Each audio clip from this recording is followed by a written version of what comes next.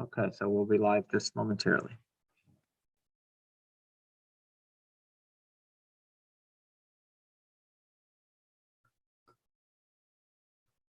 Make sure I can watch that somewhere too.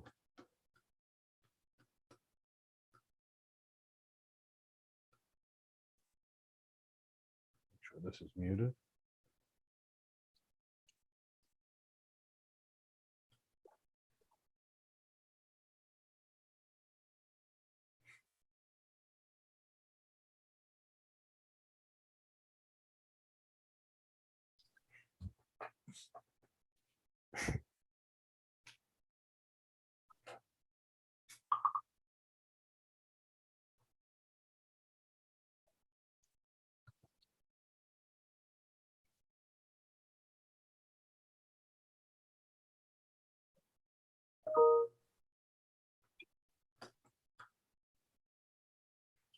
That.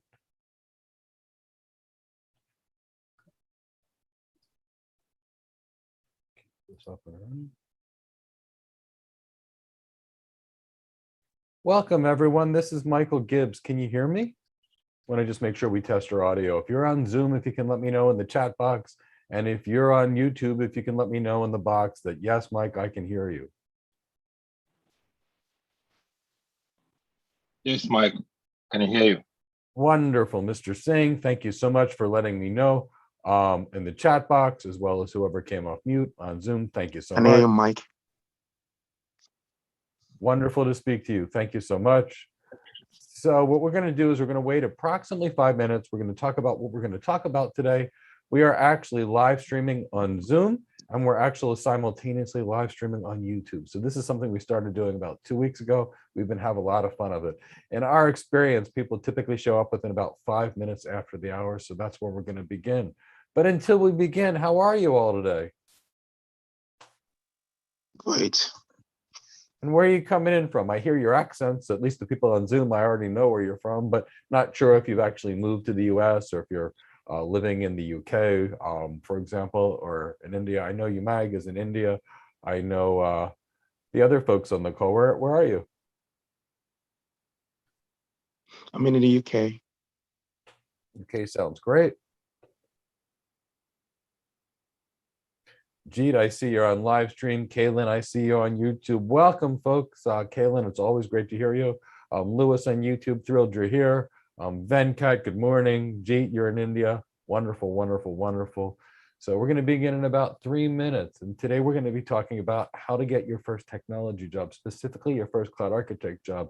And let me tell you, this is something that is near and dear to my heart. So please bear with me for about 3 minutes and we'll definitely get you started. Wow, I see there's lots of folks coming in from India. I heard a few African accents this morning living in the UK, which is really fantastic. I can actually see that Jesse is actually on one of the calls, or I think I saw Jesse, maybe not. And I know where he's at. Kaylin, Krishna, I know where you're at. Wonderful, wonderful, wonderful. So 1 more minute or 2 more minutes, and then everybody's going to be here. Then we'll begin. Coming from South Africa, Freddie in Austin, Texas. Wow, we've got a nice group today.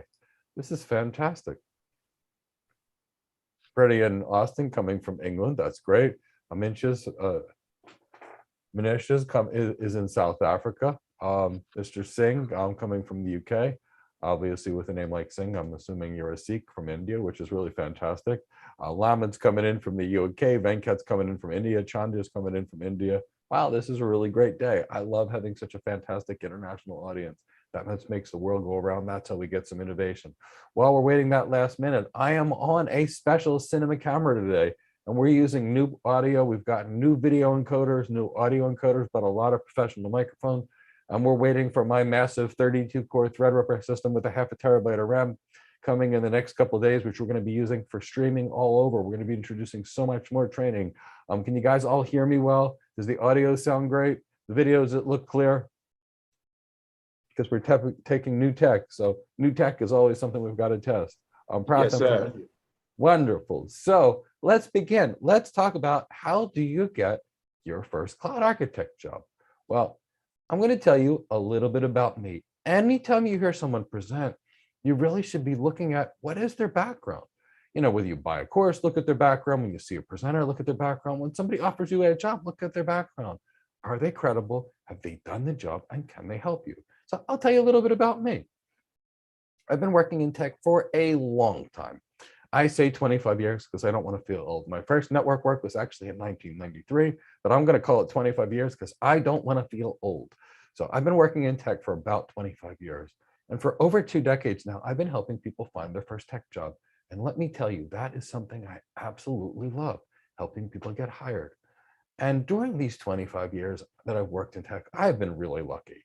I got to start my career at MCI WorldCom, and MCI WorldCom, realistically speaking, was the world's largest internet service provider. So I loved working for these guys. And then I worked for the largest market maker on the NASDAQ. Then I got to work for Riverstone Networks, which was an incredible tech company. With the old Cabletron became Riverstone, now they're Nokia. I got to spend almost a decade at Cisco as a lead architect in the healthcare vertical. And let me tell you, it was a wonderful experience. And I was even the lead architect for the principal to architect the Comcast for the backbone for their new backbone after they had split away from At Home. So I've been doing this tech thing forever, and I've loved every last minute of it. Over these 2.5 decades, I've been considered an expert on networking design, cloud computing, and information security, and I just love to teach and mentor. Now, the way we're going to talk about things today, I'm going to give you the agenda. And the first thing we're going to talk about is how we created this method of getting your first tech job and why it works. And then after that, we'll talk about leveraging your current skills. And then we're done, we'll talk about how do you become the dream hire for the hiring manager, be what they want and you get hired every time. Then we'll talk about building a resume that sells. Then we'll talk about expanding your professional network. And then we'll do 1 hour of group coaching where you can ask any question you want for your cloud career, and we will love to answer it. So how did we create get your first tech job method? I'm going to tell you, it was for me. And the reason I say it was for me, and the reason it was so odd, was here's what happened. I wanted to work in tech. I was actually practicing internal medicine. I loved working in internal medicine, but I like tech more. I was having so much fun in internal medicine, and I liked tech so much that I literally was spending about $30,000 a year on technology back in 1998, 1999. I had a stack of routers, a stack of switches, and a whole bunch of little computers that I built trying to do networking because I just loved it so much. And it was my hobby, it was my passion, it was my dream. And my wife says, "Oh my God, Mike," she said, "you're working 10 hours a day seeing patients, and then you get home and you spend all of our extra time, effort, and money buying tech. Why don't you just work in tech?" And I thought about it. And my wife was like, "Wow, she's a genius." Now, she is a genius. She's got 170 IQ. And I thought of that and I said, why am I spending 12 hours working to support my hobby, which is tech, when I could just be working in tech? So what did I do? I wanted to work in tech. I did what everybody did. I got certified a lot. So I took this 5-day, $5,000 Microsoft Certified Systems Engineer Bootcamp, and I learned Windows. And guess what? No jobs. And then I locked myself in a room for 4 days and I became a CCNA, and guess what? No jobs. Then I was like, okay, I'm going to become a CCNP. I know associate certifications don't mean a lot, but professional ones do, and that's still true today. So I became a CCNP. I took this 10-day, $11,000 boot camp. It was brutal. It was like 8,000 pages of reading in a matter of 10 days. Plus we took a class, plus we did labs all day, but I finished all those 4 labs, became a CCNP, got back home to Philadelphia after I came back from this expensive boot camp, and I took the CCDA, Cisco Certified Design Associate, Cisco Certified Design Professional exam. And wow, I was an MCSE, a CCNP, and a Cisco Certified Design Professional. 3 professional certifications. I sent out 5 applications and I got rejected. And I was kind of like, okay, well, something's wrong. Don't keep repairing the same mistakes. So what happened? I sent out 5 letters and the rejections came back. And in those days, you'd fax in your thing, you'd get a phone call, you'd email your thing, and you get an email response. And the responses were like, "Look, Mike, impressive resume, but no degrees in tech, no work in tech, no background in tech, lots of cool certifications, but I'd rather go to you for internal medicine than hire you for tech." And I went, okay, well, I get it. There's something real here. So what do I do that night? I'm not going to just keep sending more and more and more applications out. Why would I send more applications out when I've already gotten rejected so many times? That would just be insane. The definition of insanity is repeating the same thing again and again and again and expecting a different outcome. Why would I do something like that? I wouldn't. So I figured I needed a new plan. So I went to go think. Now, people that know me know that my happy place is a gym. Either I've been teaching or practicing yoga for 15 years. I used to do Olympic weightlifting, which I used to love. I did 30 years of martial arts. So if I had any spare time and I was frustrated, I would go to the gym. That's my thinking, my place, my happy place. So I went to the gym and I ran into a friend of mine, and he was working in tech forever. And I said, "What do I do here, Brian?" And he said, "Oh, Mike," he said, "you're not just applying for jobs by filling out applications, are you?" And I said, "Yeah, how else do you get hired?" And he's like, "Michael, no, no, no." He said, "You can't fill in applications." He said, "You're not a regular guy." He said, you're a medical professional that wants to move in tech." He said, "You need to be seen by the hiring managers. You need to plead your case to the hiring managers of why you." He said, "Stop doing what you're doing. Find yourself in tech recruiters. Convince these tech recruiters they need you and have them pitch you, and you'll get hired pretty quickly." So I was excited about this. Why? Because it was finally something that I knew was different. So what did I do? I lived in Philadelphia. I had zero desires to move to California. Why? Because it was far away from my family. My family was speaking Greek at home. They needed some translation services. My family got here when they were older, without language.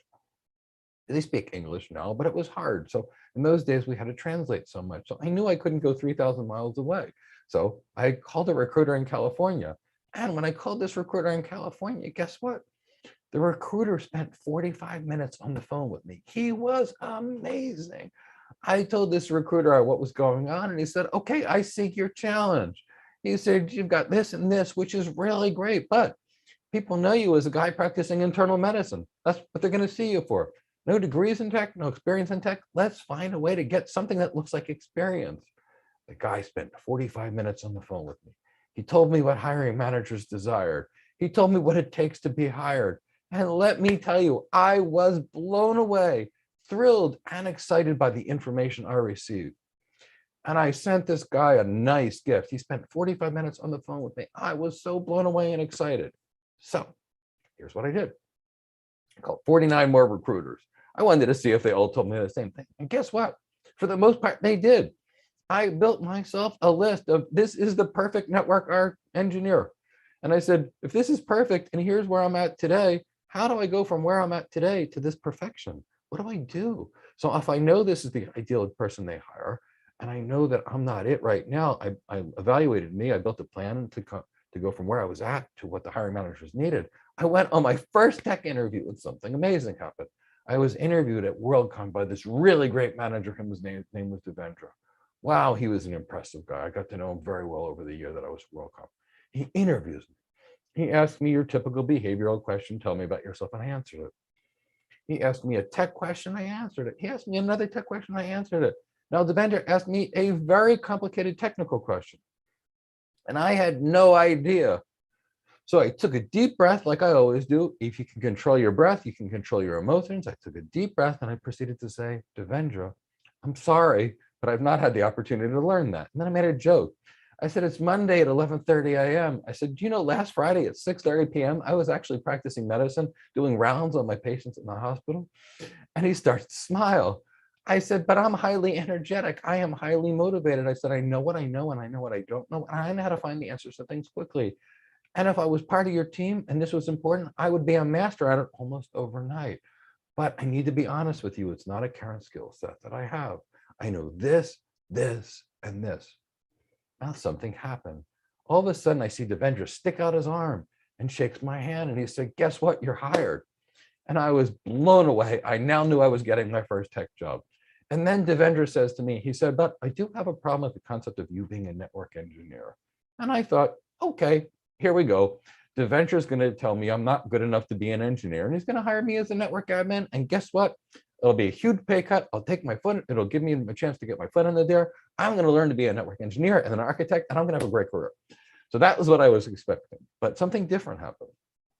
Devendra says, "Look, I have a challenge." He said, "You're coming from medicine." He said, "Your knowledge and degree that you communicate and emotional intelligence is so high. It's so much better than so many other people that I have on the team."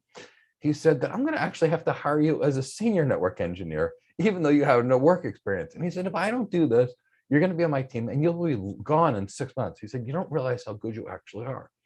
So I was blown away, literally to the point where I was like, whatever it takes, I'm just happy to be part of your team. I proceeded to call the recruiter that placed me on that interview. And I said, Drago, guess what? The interview went really well. They told me the only problem they had is I didn't ask for a big enough job because they had to give me more money and a bigger job than I was going to ask for. And Draco starts laughing at me and he says, they must have hated you. I said, what do you mean? He said, this company interviews people for 3 months straight. This is going to be the first of 16 interviews. They must have hated you so badly they couldn't wait to get you out of there. So they basically told you something good to leave. I said, no. I said, I am good at reading people and I've got a lot of experience reading people. I'm telling you, they offered me a job. The recruiter laughed at me, hung up the phone. The recruiter called me back 15 minutes later and he says, you've changed history. He said, I've been a recruiter for 2 decades and guess what? You applied to be a network engineer and they boosted you to a senior network engineer with no experience. He said, I'm humbled. You are correct. I don't know how you developed those skills with regards to people reading. I don't know how you did it, but you're the first time I've seen someone with no experience go on an interview and get hired for a better position they had. And I said, I studied what hiring managers wanted. I've spent my time focused on that. And that's what happened. I started that job. 6 months later, I was the lead architect on the team at the most strategic team that was doing the customer things that had never been done before at the world's largest ISP. That's what happens when you prepare for the job. So that's what happened. That's how I created this method. And we're going to talk about how this can be used to help you, either as our student or on your own. In either case, I just want you to have a wonderful, wonderful, wonderful cloud computing career.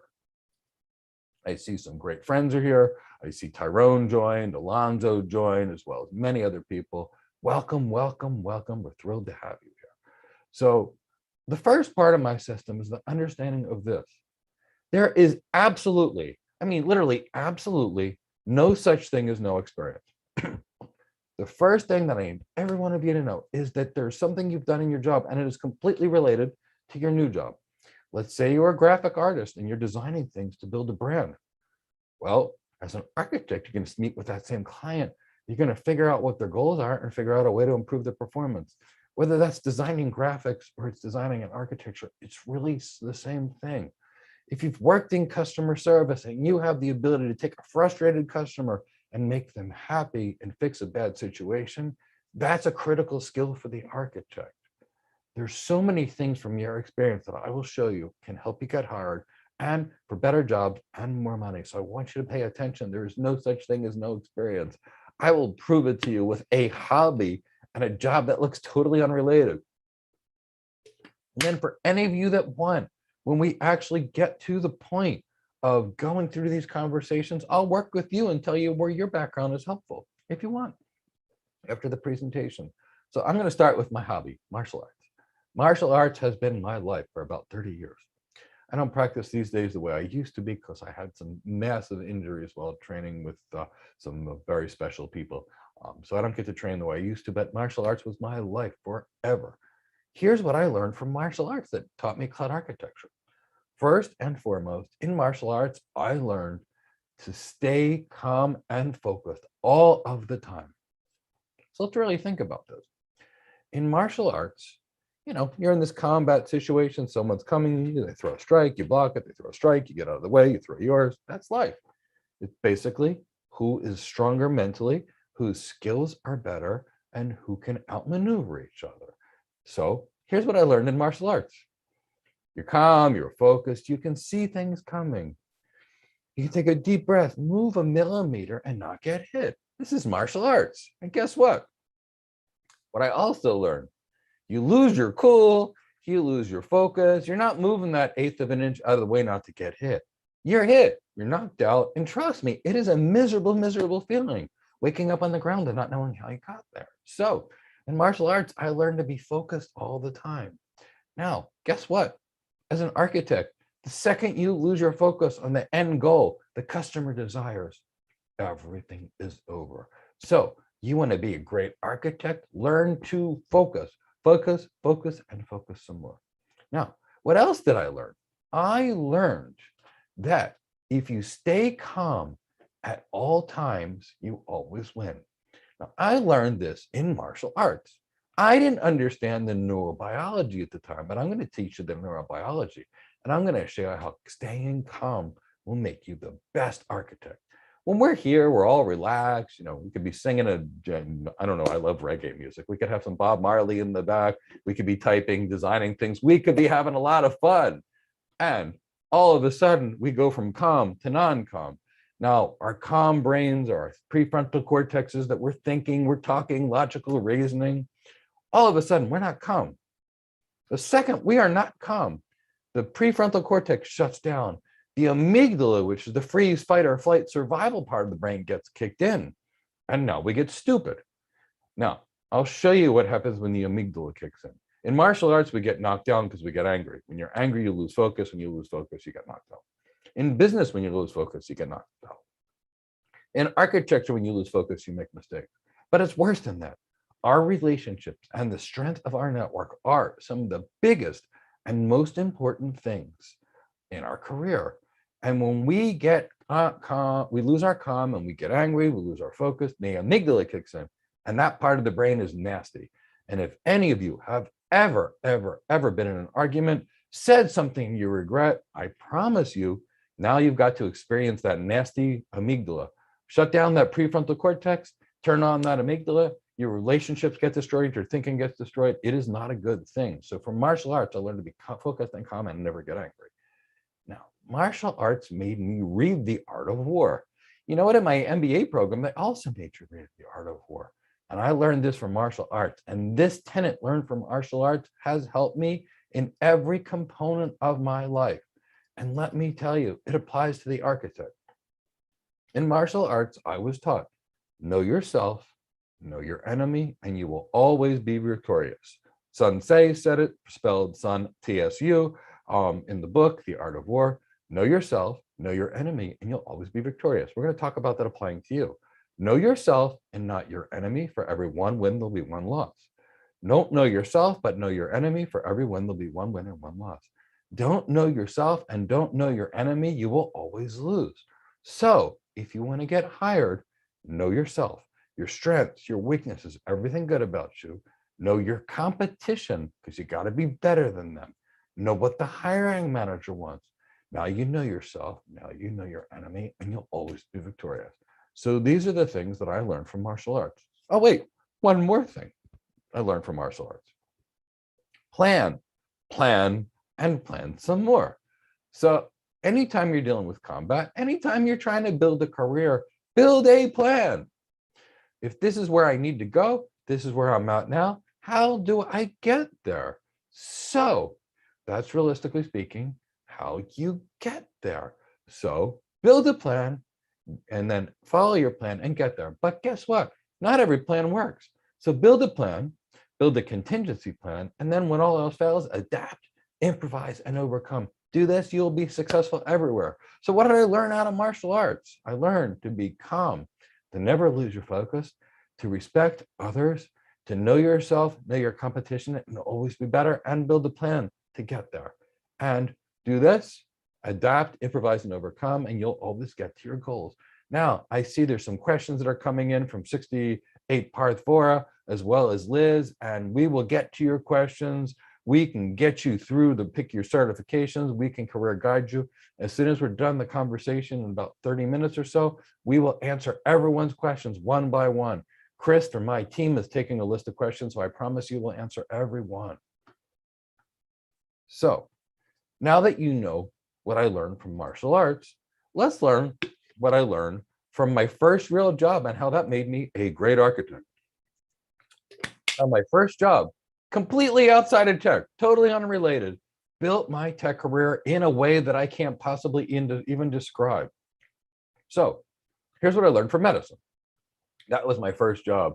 I went to school for 7 years. I was a nurse practitioner, and in the US, nurse practitioners, we would have our own offices, write our own prescriptions, do our minor surgeries. And I was having a great time as a nurse practitioner, but I liked tech more.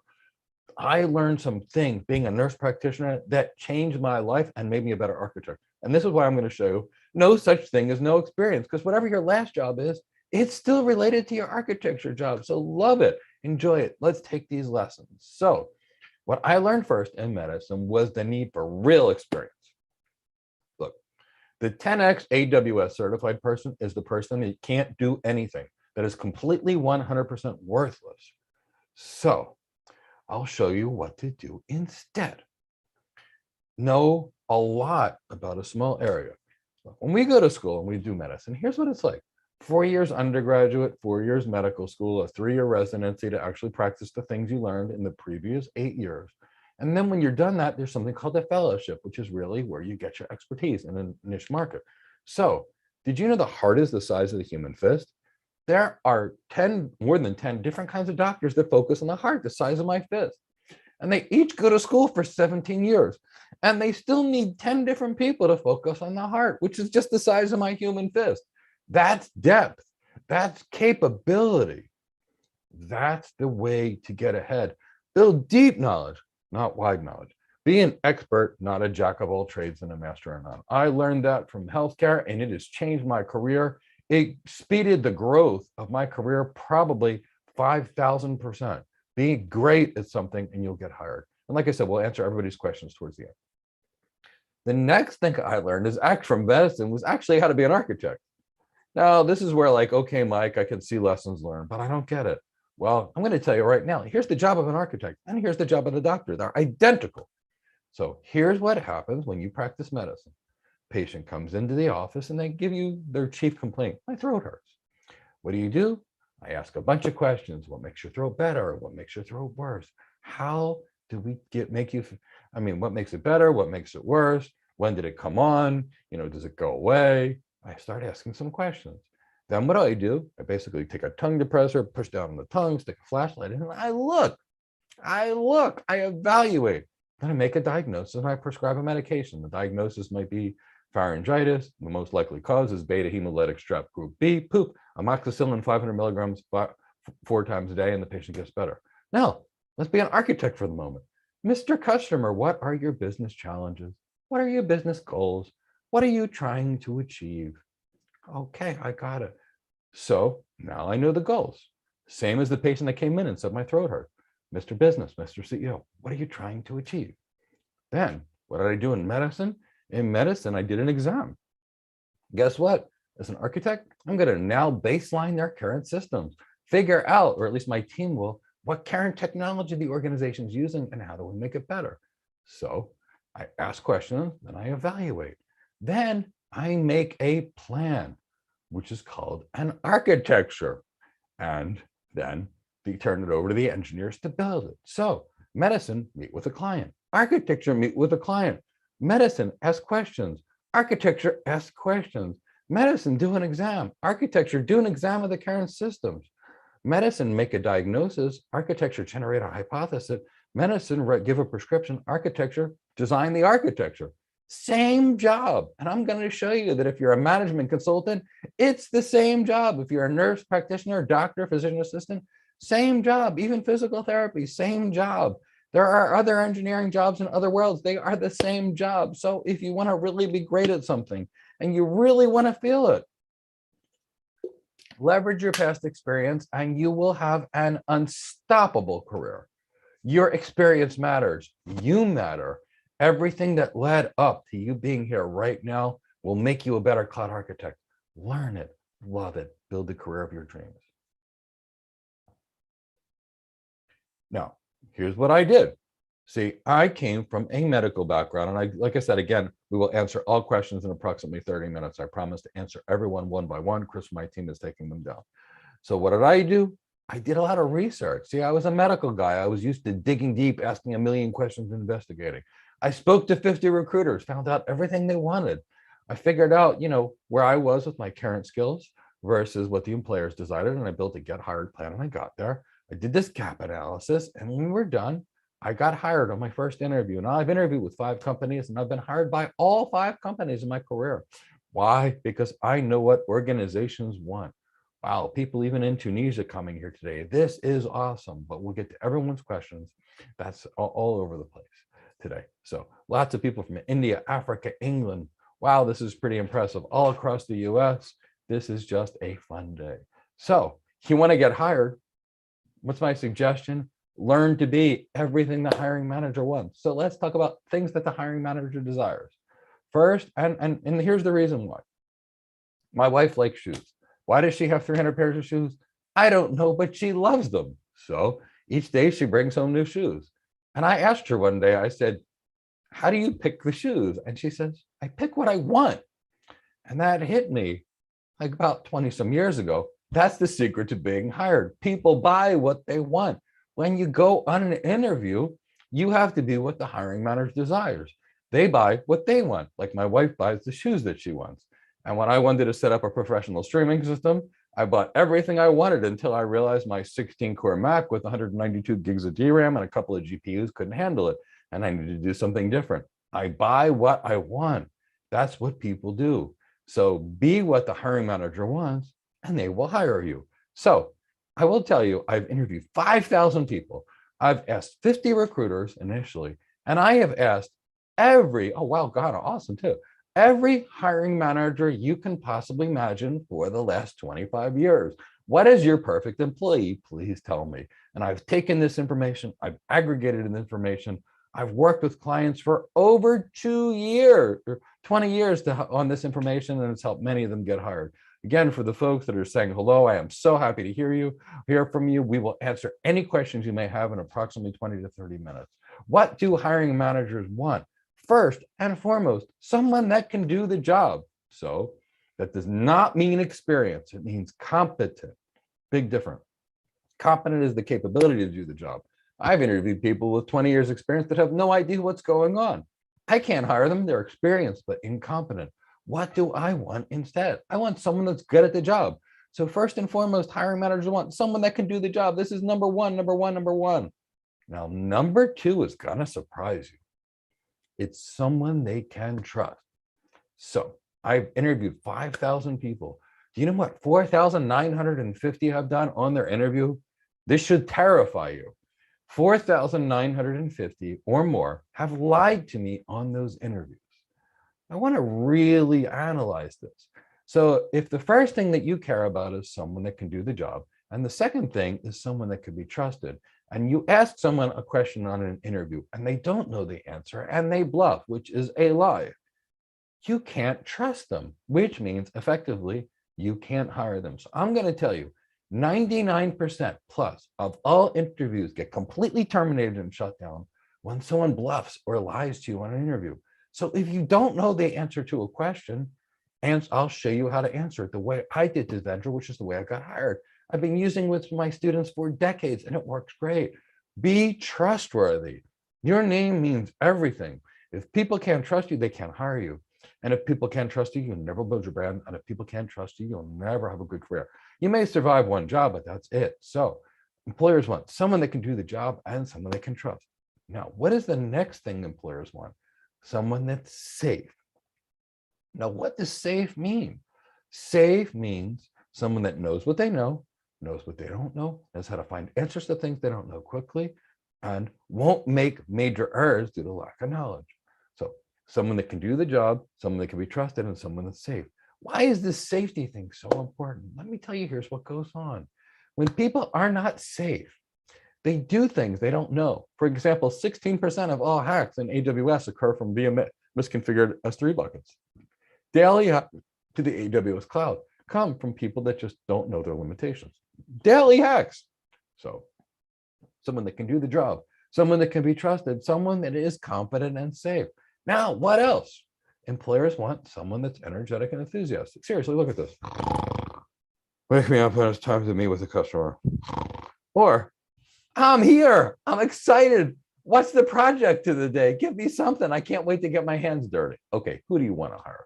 You want the energetic, enthusiastic, passionate individual that's competent and safe, that's trustworthy and capable. These are the skills. Be these things and you will get hired and you will be paid 10 times more over the life of your career. Now, guess what? Maybe 5 times more, 3 times more, but it's going to be a lot more. And you'll be hired a lot sooner. Now, guess what? Employers desire someone that brings out the best in others. What does that mean? When someone's sad or down or stuck, if you're that person that walks in the room that can offer assistance and bring out the best in others, your career will be limitless, literally limitless. So learn how to be someone that raises the energy in the room. Develop your emotional intelligence. Hey, by the way, People that have higher levels of emotional intelligence earn $29.6 thousand more per year than those that don't, which means over 30 years, that's $1 million. And that's with lower paying jobs.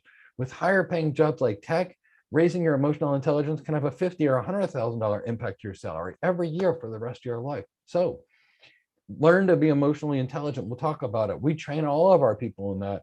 And that's great if you're with us. And if you're not, buy emotional intelligence training. It's a few $1,000s, but it'll be well worth it to impact your career. We offer it a lot cheaper. It's included in our program, but make sure you get some of this. Now, what else do employers desire? Team players. Somehow, the movie Rambo, where there's this one-man person that solves the world's crisis. Well, I love the movie. Well written. Well, I just liked it. But there's no Rambos in real life.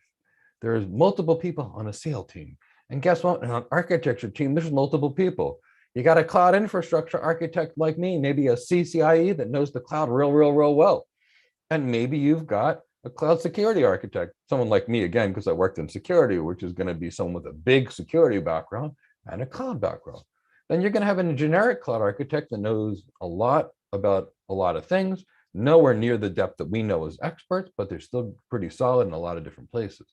Then you're going to have cloud IAM architects, and yes, they're different than cloud security. You'll have cloud database architects, you'll have cloud data architects, you will have people on your team from the DevOps world. They're not architects, but they're going to be there. You're going to have cloud engineers that are going to build the designs that you design. And after you build it, so you're going to design it as an architect, then you're going to hand it to a cloud engineer to go build it. And then when they're done building it, they're going to hand it to a sysops person to maintain it. So lots of people are going to be on your team. They may not be all architects and they may not be doing architecture work, but they're going to be part of your team. So you want to be great, learn to be a team player. Now, the last thing employers care about is someone that goes above and beyond. The worst thing we can ever have is hire someone that, let's say a customer is having an outage at 4:50 and people tend to go home because they work 9 to 5. If a customer has an outage at 4:50 and you need to be there till 10 o'clock at night, guess what? You need to be there till 10 o'clock at night. Everything is related to the customer. Now, you don't have to do that every day, but an organization needs to know you're willing to go above and beyond to support that organization. So what is it that hiring managers want? If you want a great job, you have to be all of these things. What do they want? I got to tell you, they want the following: someone that can do the job, someone that's trustworthy, someone that's competent and safe, someone that's energetic, enthusiastic, passionate, someone that raises the energy in the room, meaning emotionally intelligent, someone that's a team player, and someone that's willing to go above and beyond. Be that, and you'll be hired. Show the hiring manager that on your interviews, and you'll be hired. Be the shoes that my wife wants to purchase, and she buys them. Be the employee that an employer wants to hire, and you will be hired every time. And guess what? When people like you and they like the product, they pay a lot more. Why do people pay more for a Mercedes than a Chevy? Because it's got a better brand, and people are therefore willing to pay more. So raise the value of your brand. I'm not saying which product is better. Who knows? The Chevy might be better than the Mercedes might be better than the Chevy, but there's this perception, and perception equals reality. So raise the perception, raise your communication skills, raise your executive presence, raise your emotional intelligence, and you will get hired every time. So the next thing needs to be, and Prima, like I said, you may have just got here, we will teach you exactly how to transition to being a cloud architect from tech. We've actually, hopefully you've been here for the first part to hear. If not, you can go back and hear the replay of the first part, but keep tuned in. We're going to keep telling you more things. The next thing you need to know is, what is a cloud architect? Now, that sounds crazy. Why am I talking about what is a cloud architect when we talk about how to get your first cloud architect job? Because 99% of all people that have done a certification have no concept of what the job is. And they're so confused because of the way the certification providers who have never been cloud architects in the first place have actually been there with their solution architect training and their cloud architect training, that people have no concept. And the easiest thing I can do sometimes is just tell people the job so you know where to focus. Because in my experience, I've taken people and in 16 weeks gotten them hired or less, because we know exactly where they need to be trained. But I get people to come to me and they're doing things so unrelated to their job, and it takes them years of study. And then they're like, I've spent 3 years on this. Now what do I need to do? And I say, well, guess what? None of that was architecture skills. Now we got to teach you architecture skills. We're going to start you at ground zero. So what is an architect? Because the job descriptions had gotten so silly from cutting and pasting things from job boards and other things, Gartner, a wonderful tech organization, decided to say, organizations, what do you want in a cloud architect? What is it exactly? What do you need your cloud architects to do? So I read CIO magazine like every executive does. Every cloud architect needs to read CIO magazine because you're going to be spending half of your time at the CIO, CEO level.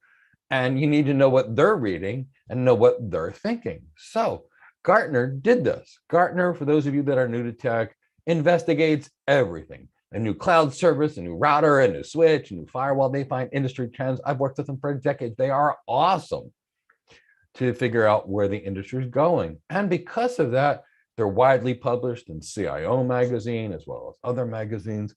They are known to be the people that help you figure out the trends. So Gartner basically started interviewing chief information officers. And for those of you that are new, not worked in big tech, not worked in global billion-dollar organizations, I'm going to tell you what it is.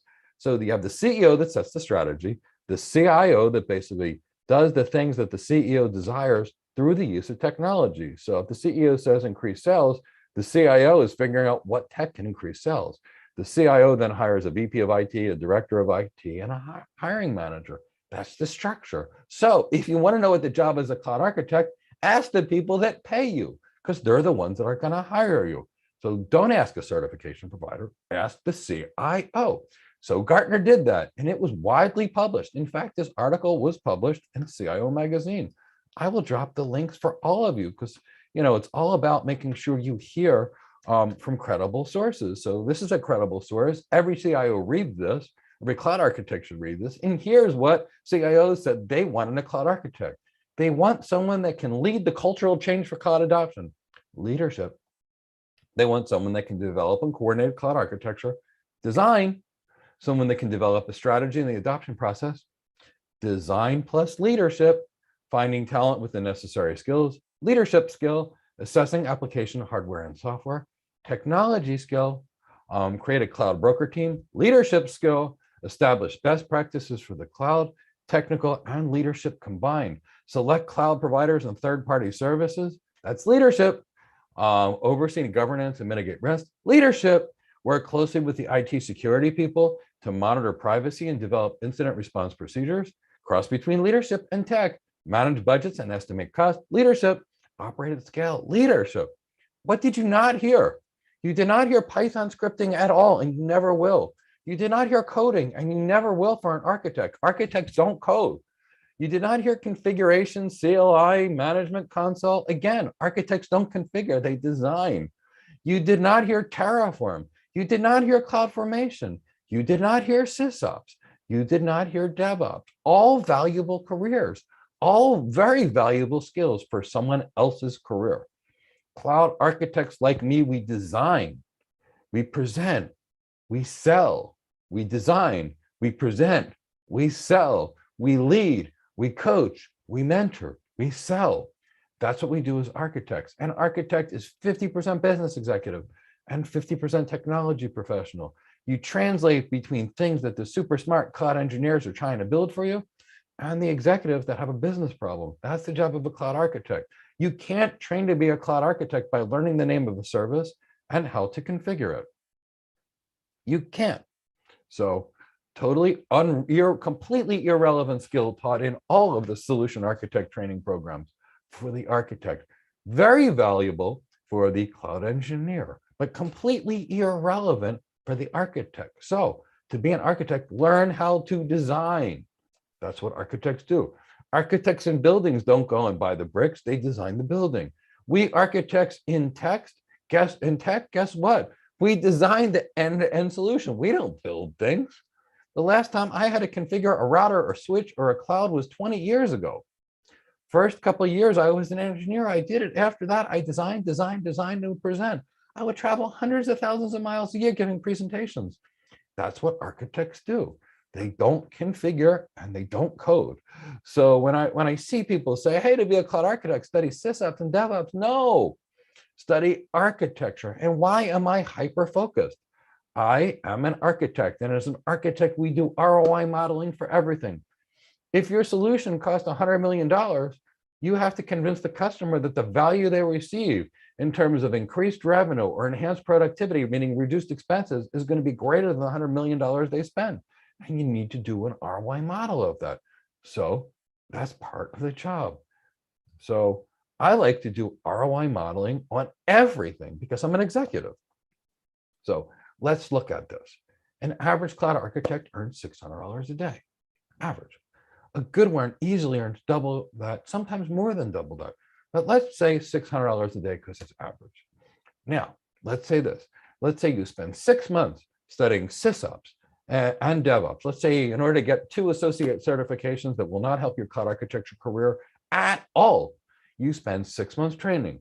That means you now spent 6 months at $12,000 a month for the average salary for a cloud architect. You just lost $72,000 for something that's totally unrelated to your career. And guess what? Now you've got 2 unrelated certifications on your resume. And you know what happens when you go to the hiring manager? They see a jack of all trades and a master of none. And now guess what? You're generally not hireable. And if they do hire you with this, your salary is so much lower because your career looks unfocused, like you have no idea what you want to be. So do you want a doctor that goes to medical school, does a residency, a fellowship, all in medicine? Or do you want a doctor that decided to be a doctor, but on the way to become a doctor, he or she decided to take care of sheep and goats for a couple of years along, and then they became an auto mechanic, and then they became a physician? Look, that person's probably a genius and a really great person, he or her. But I hire the doctor that focused on medicine their whole life, not auto mechanic work, which I highly respect, or veterinary medicine for animals. I want someone that's taking care of people to take care of my family. And guess what? Employers want an architect that studied architecture, not maintenance or other careers. So be what they want and you will get hired. Now, here's the key. Here's the technical challenge. How do you become a good qualified applicant? Well, I'm going to tell you how we do it, but I will also give you the information to do it on your own, should you not choose to do it with us. We would be by far the fastest and the cheapest, which will get you hired sooner, but I'm going to tell you both ways. First and foremost, you must be technically competent. What does this mean? What is technical competency?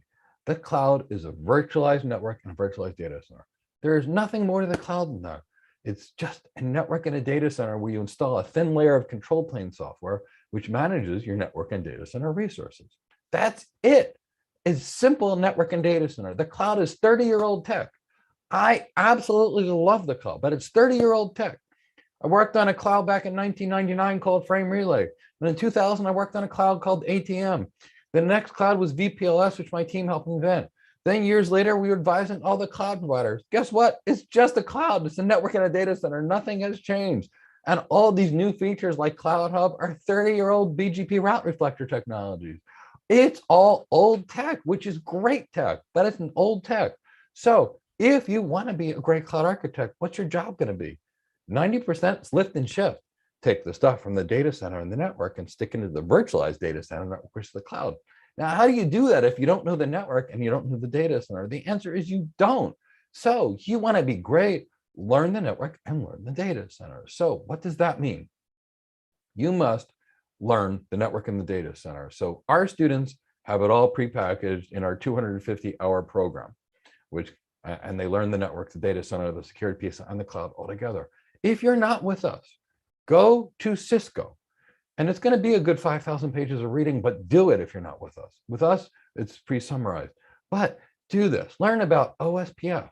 Learn about BGP, eBGP, iBGP. Learn about route reflectors. Learn all about the transitive and non-transitive routing in BGP and what you're going to do about it. Learn about QoS. Learn about the multiple kinds of NAT, single one-to-one NAT, one-to-many NAT, the various use cases for NAT, and it's a lot more than just connecting to the internet. Learn about packet filtering. Learn about 802.1x authentication. Learn about VLANs and private VLANs and 802.1q tagging. Learn about trunking. Learn about Ethernet over MPLS. Learn about QoS. Learn about a lot about the network. Now, That's just a little bit of what you need to know. Again, my students get this in our 250 hours of training. But if you're not with us, now you need to know the compute. Where do you learn the compute? Very simply. You learn a lot about servers from IBM and HP, as well as Dell. Lots of information on server architecture. Learn from Intel and AMD about processor architecture and virtual processors. Learn about memory and how it works. Then learn virtualization. Read a good 500 to 1,000 pages of VMware documents. So become good at virtualization. Everything on the cloud is virtualized. And then when you're done reading that 500 to 1,000 pages of VMware, read all of the documentation from Docker and Kubernetes, because that's the containers, the second compute thing from the cloud. Now storage. You need depth of block storage and object storage. How do you get that? Go to IBM, go to Dell, EMC. Read a few thousand pages of storage area networks. Learn about the fiber channel networks, the block storage, the object storage, the file storage. Then get used to NFS, meaning the network file system that's used for for Linux and Unix systems. And then when you're done that, here's what I want you to learn. Server message block protocol for Windows. Then now you've got something like that. So learn about Windows architecture and Windows authentication. Learn about Linux. Go to Red Hat. Read all of their documentation on Linux. Read the documentation on OpenStack. Read the documentation on OpenShift, more container stuff. So now you've got knowledge of the network. Now you've got knowledge of servers. Now you've got knowledge of containers. Guess what? You need to learn DNS. Where are you going to go learn DNS? F5. F5 has been producing quality DNS products forever. And then you need to learn load balancers, network load balancers, and application load balancers and the use cases. Guess what? 500 to 1,000 pages from F5, and you're going to know this. Now you need to know firewalls. If you're with us, again, all this stuff is covered in our 250 hours. But if you are not, go read a few thousand pages from Checkpoint, from Palo Alto, from Fortinet, from Cisco. Read about firewalls and IDS, IPS systems and how they work. Now learn about VPN concentrators. Realistically speaking, learn how they actually work and learn how that works. Now study IAM and AAA, learn from Radius servers, learn from Microsoft Active Directory servers. Now, when you're done that, learn the cloud and all the control plane. Read about the OpenStack Ansible cloud, the Nutanix cloud, the GCP cloud, the AWS cloud. Like I said, for students in our program, we teach all of this. But if you're going to try to do this on your own, it's going to take you a while. You can't just expect to pass a certified solution architect professional and be hired. There's no knowledge in that. It's 10% of the knowledge necessary to be hired.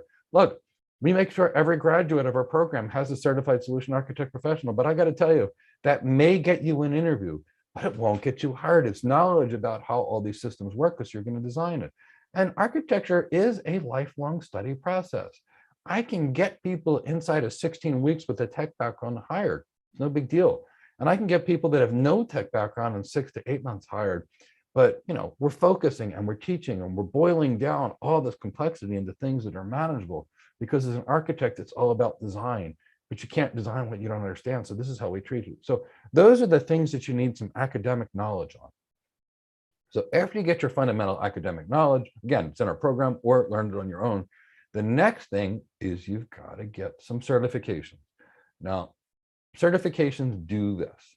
They basically signal that you've passed a vendor certification. Certifications are really good for filling in gaps on your resume. For example, if you've never worked in networking, you want to be a cloud architect, maybe getting a CCNA along the way shows some networking knowledge. Note, I didn't say AWS Advanced Networking, I said a CCNA.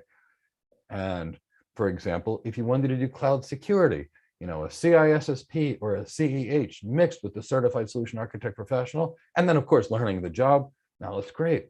See, the certification portfolios that we're recommending, they're things to get the hiring manager to want you. You will never hear us say 10x AWS certified. You're never going to hear us say, hey, if you want to do security, do the AWS Advanced Security and the Certified Solution Architect Professional. You will never hear us say, hey, you want to be a cloud infrastructure architect, do that AWS Advanced Networking plus the Certified Solution Architect Professional. Why? The AWS certifications are intro to junior level anything. They're very complicated things. For example, it's hard to pass these exams, but if you look at a CCNP, there's this much knowledge. If you look at an AWS Advanced Networking, it's like this.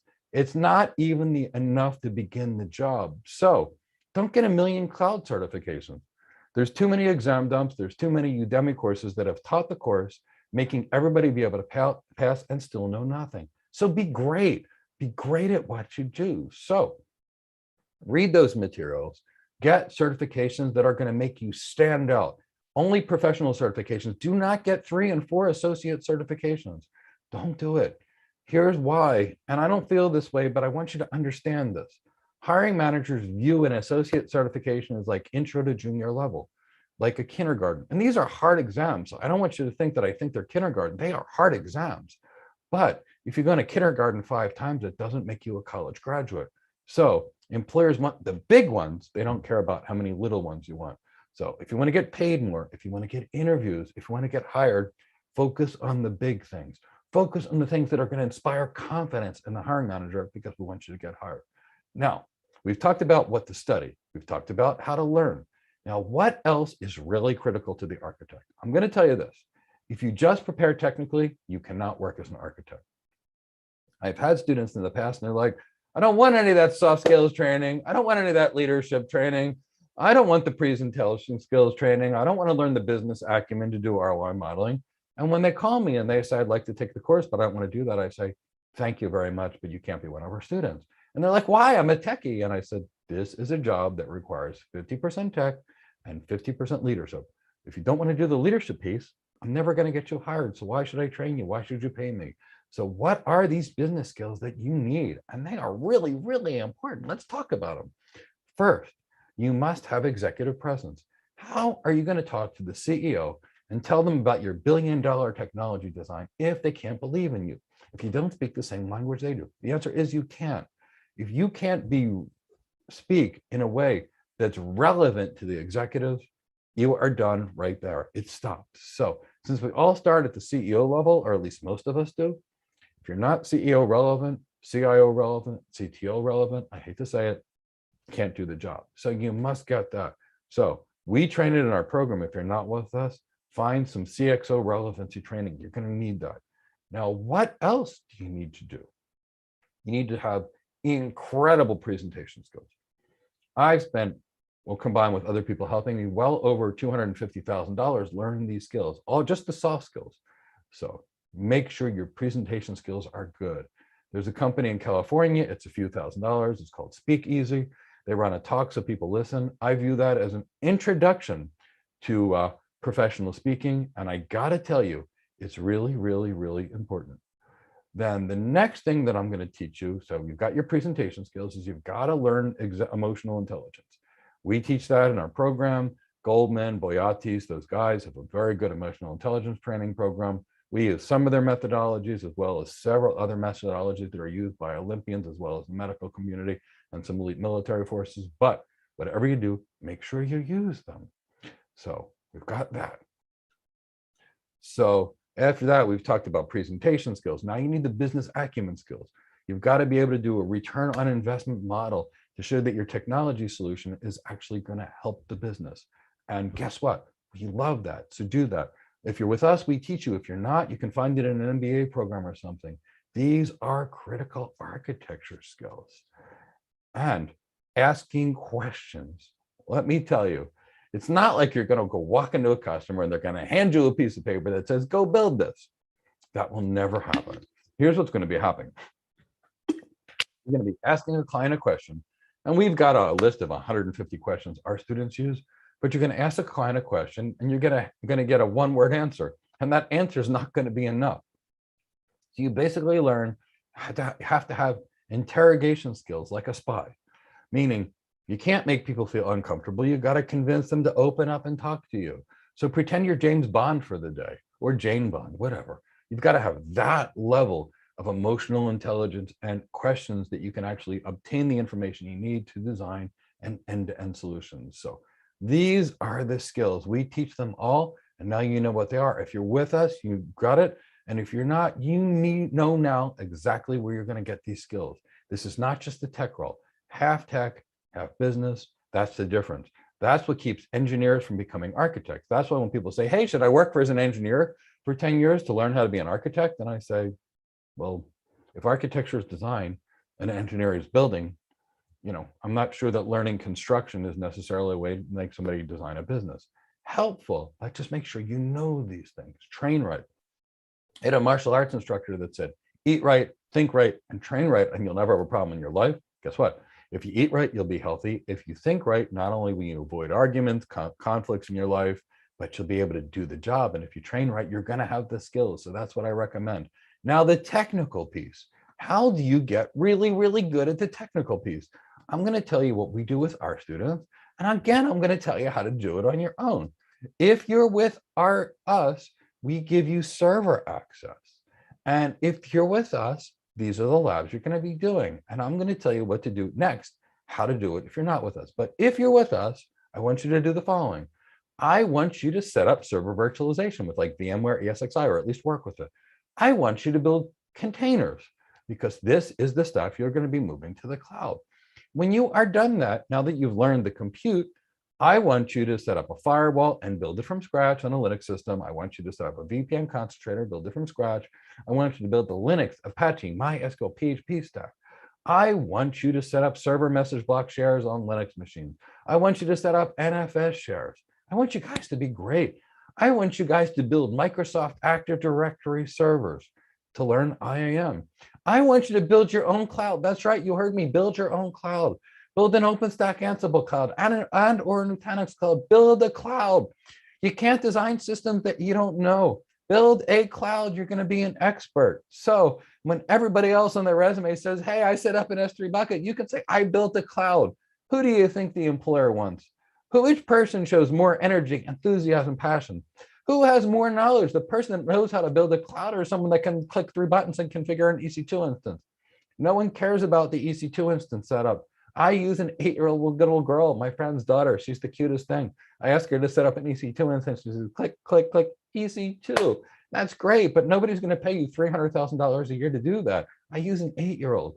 They will pay you that to design an end-to-end solution to solve a business problem. So become great at this. So these are labs my students do. If you are not with us, you can still do these same labs. Buy yourselves a server, a minimum of 8 cores and a minimum of 16 cores or 2 8-core CPUs, a minimum of 128 gigs of RAM, 3 SSD drives in a RAID 0 environment. And if you're not using RAID 0, use an NVMe drive, because you're going to need, a 500,000 IOPS and 3,500 megabit a second to make this work. So that's what you're going to do. You will have an incredible out. Now, this server will cost you about $1,500. And I'll tell you, it'll be worth every penny. Our course is basically half priced that, and you still get to use our servers. But I don't really care where you're trained. I'd love to train you and be part of your learning process. But even if I'm just an advisor and you go buy the tech and you learn it yourself, I'm still happy. I just want you guys to be great cloud architects. I'm telling you, this is a wonderful career.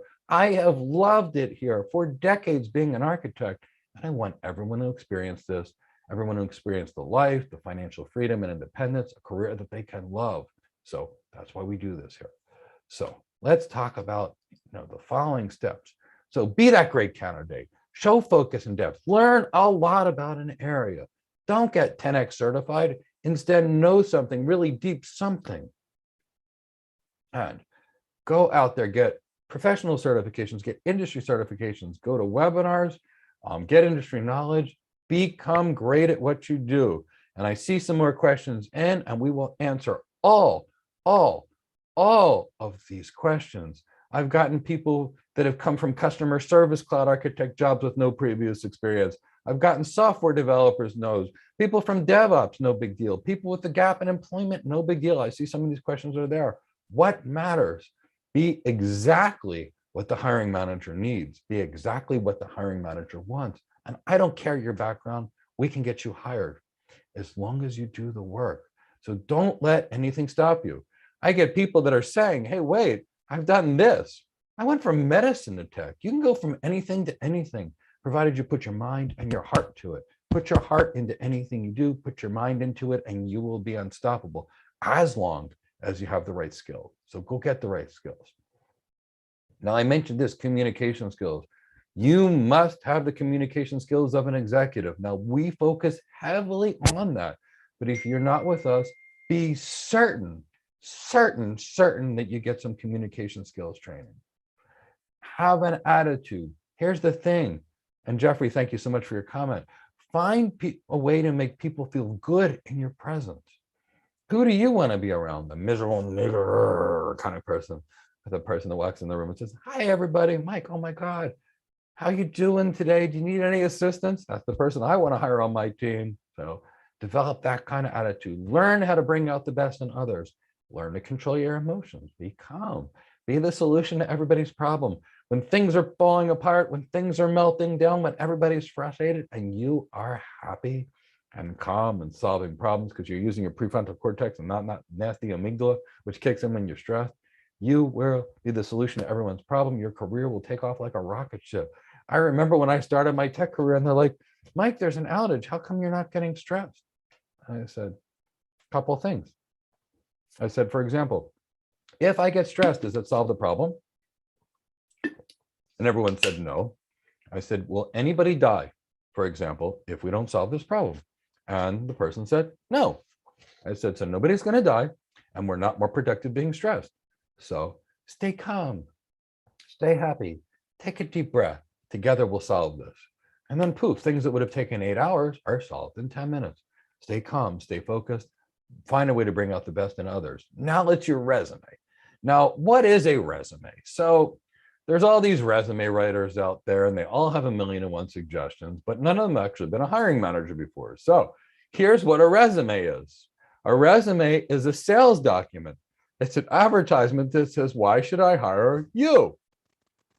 So if you write an advertisement with that in mind, why I should hire you, I might want to read it. If I don't read your advertisement, I'm not going to know about you. So you got to make that resume enticing to read. Look, I have to describe what the life is like for an executive. When I was young and I was in my 20s and I was an architect, I didn't really late 20s, I didn't completely understand why every time I spoke to an executive, they seemed to have a 10-second extension span. Literally a 10-second extension span. And I couldn't understand why. And now I know. Now that I'm a CEO running a company, here's what their life is like for these people. Bombarded every 10 seconds with a message.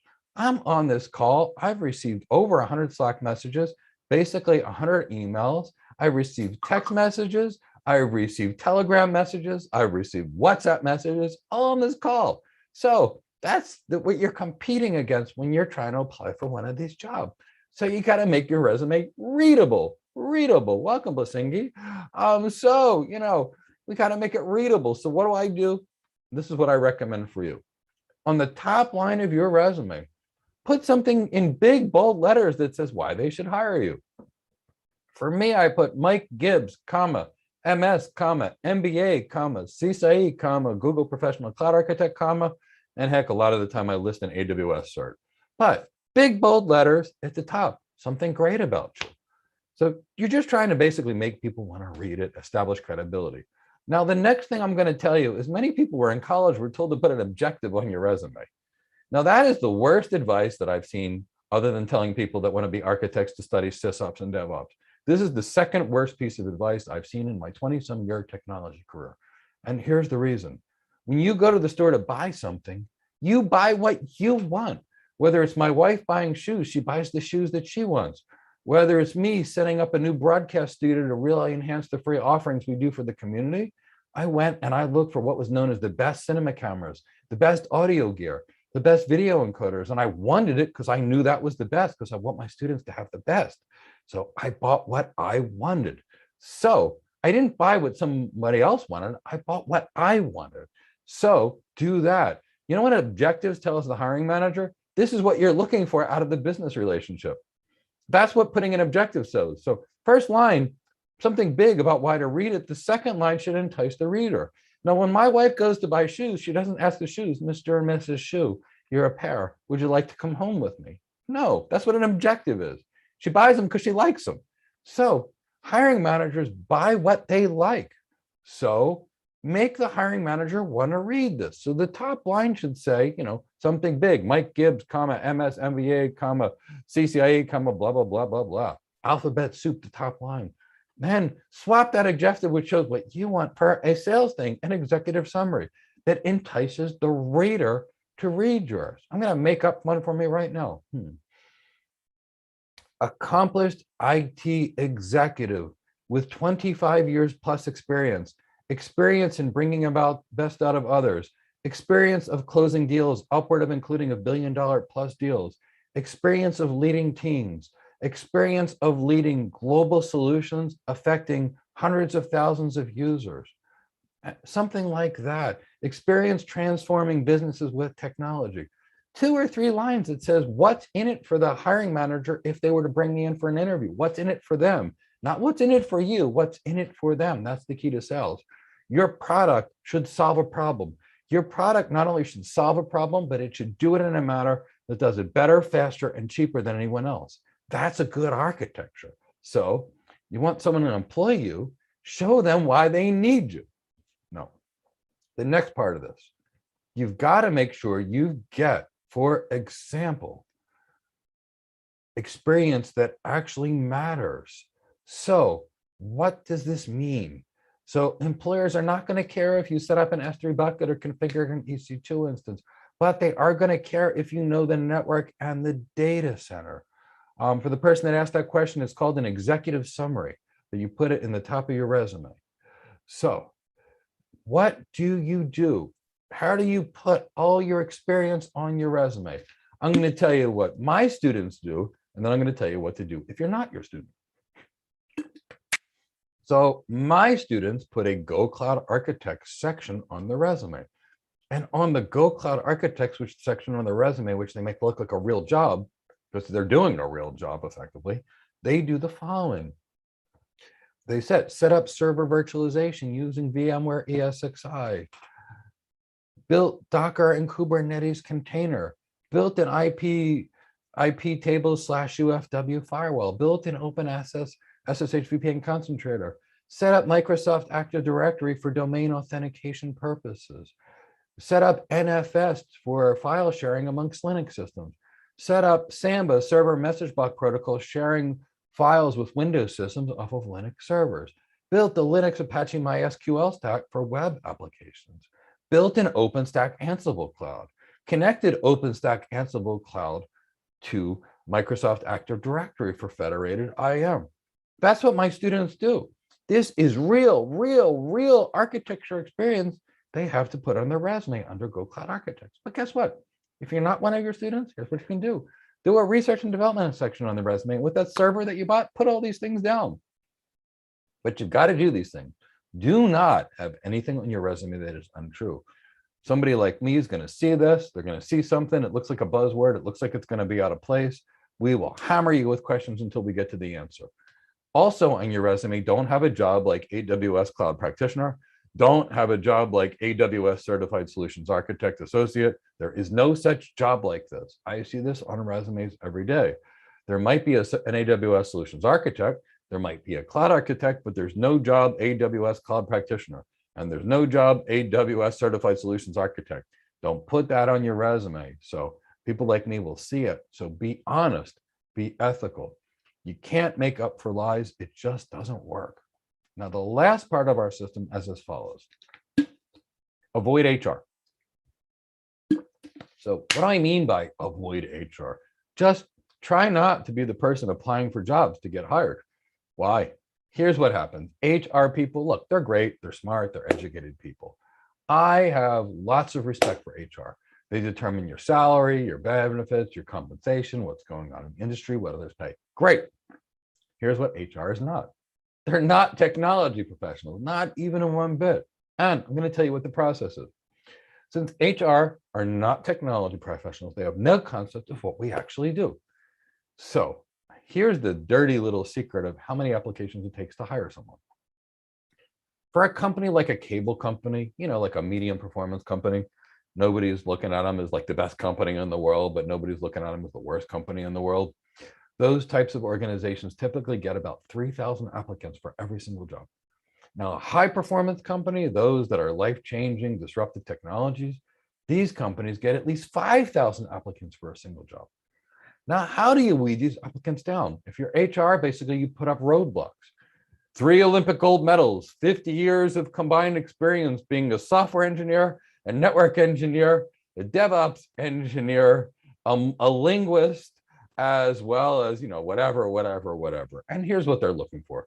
They're looking to weed down those 3,000, hopefully to 1,000, for which then they can run an algorithm and find the best. And here's what happened. This process causes HR to bring in these experienced generalists. They're a jack of all trades and a master of none. And then we get these people from HR and I interview them and they can't do the job. And we're frustrated. My life, I've gotten hundreds of messages in the last hour and 15 minutes. I don't have time to interview 1,000 people. So HR sends me 10, 20 people. None of them can do the job. They're a jack of all trades, but they don't know the job. So what do? I say, thank you, HR. Really appreciate your guidance. I'm going to hire a tech recruiter, an executive recruiter. So I call a tech recruiter. I usually call Steve Acrylian in New York because I think he is amazing. But, I call a tech recruiter. I call this tech recruiter and I say, Steve, here's what I need. I need someone that has network experience, strong data center capabilities, emotionally intelligent, speaks well, highly energetic, and highly enthusiastic. That's what I really need. That's what I'm looking for. And here's what they call. They call me back and they say, Mike, guess what? There's this guy, Freddie.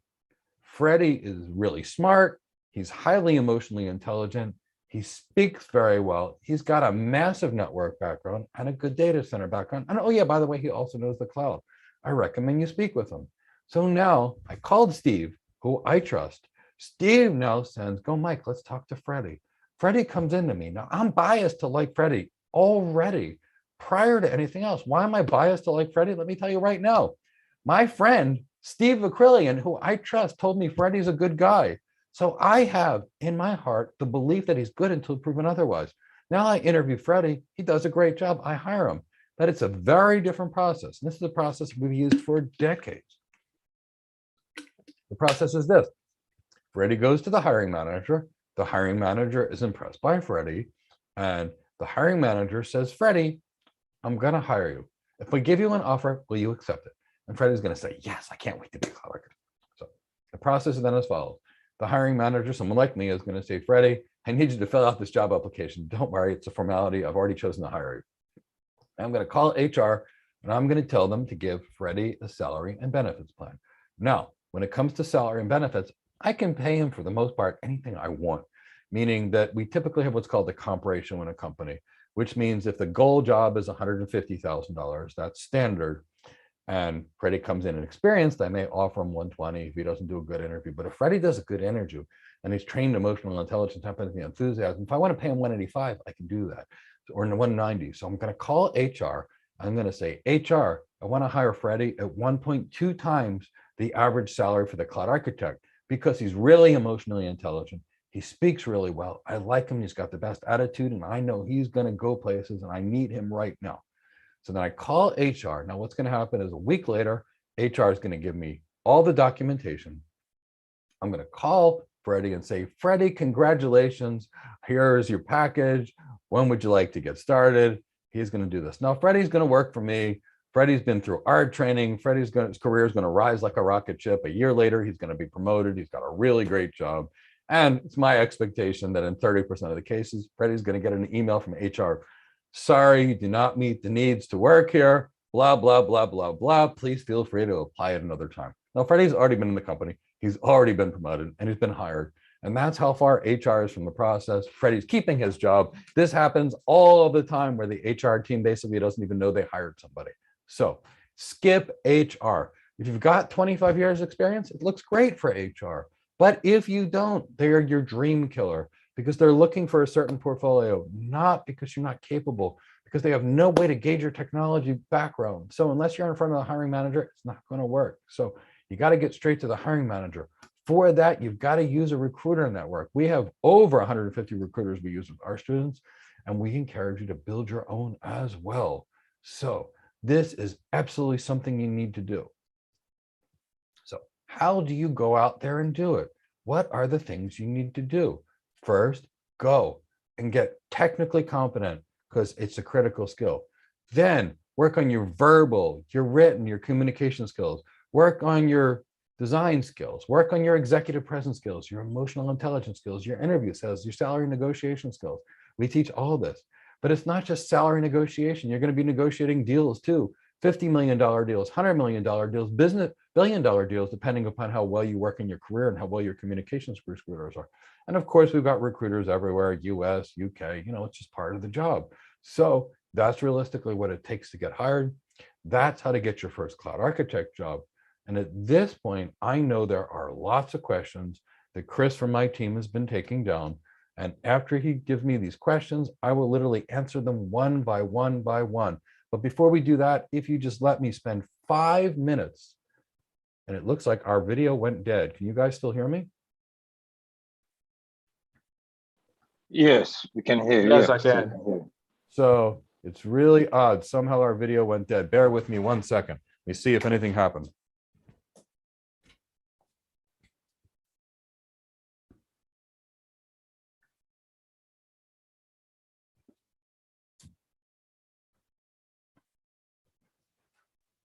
Bear with us. Apparently, we're having some technology challenges. This is what happens when you get new tech to do your live streaming every day. Bear with us. We'll have this solved in a minute.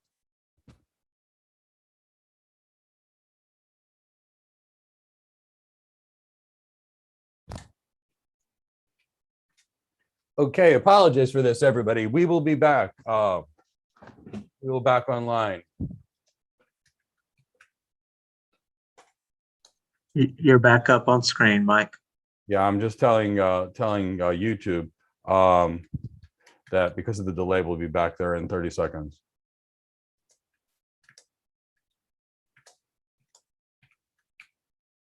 Okay, so now that we're back online, let me tell you a little bit about what we do to help people get their first tech jobs.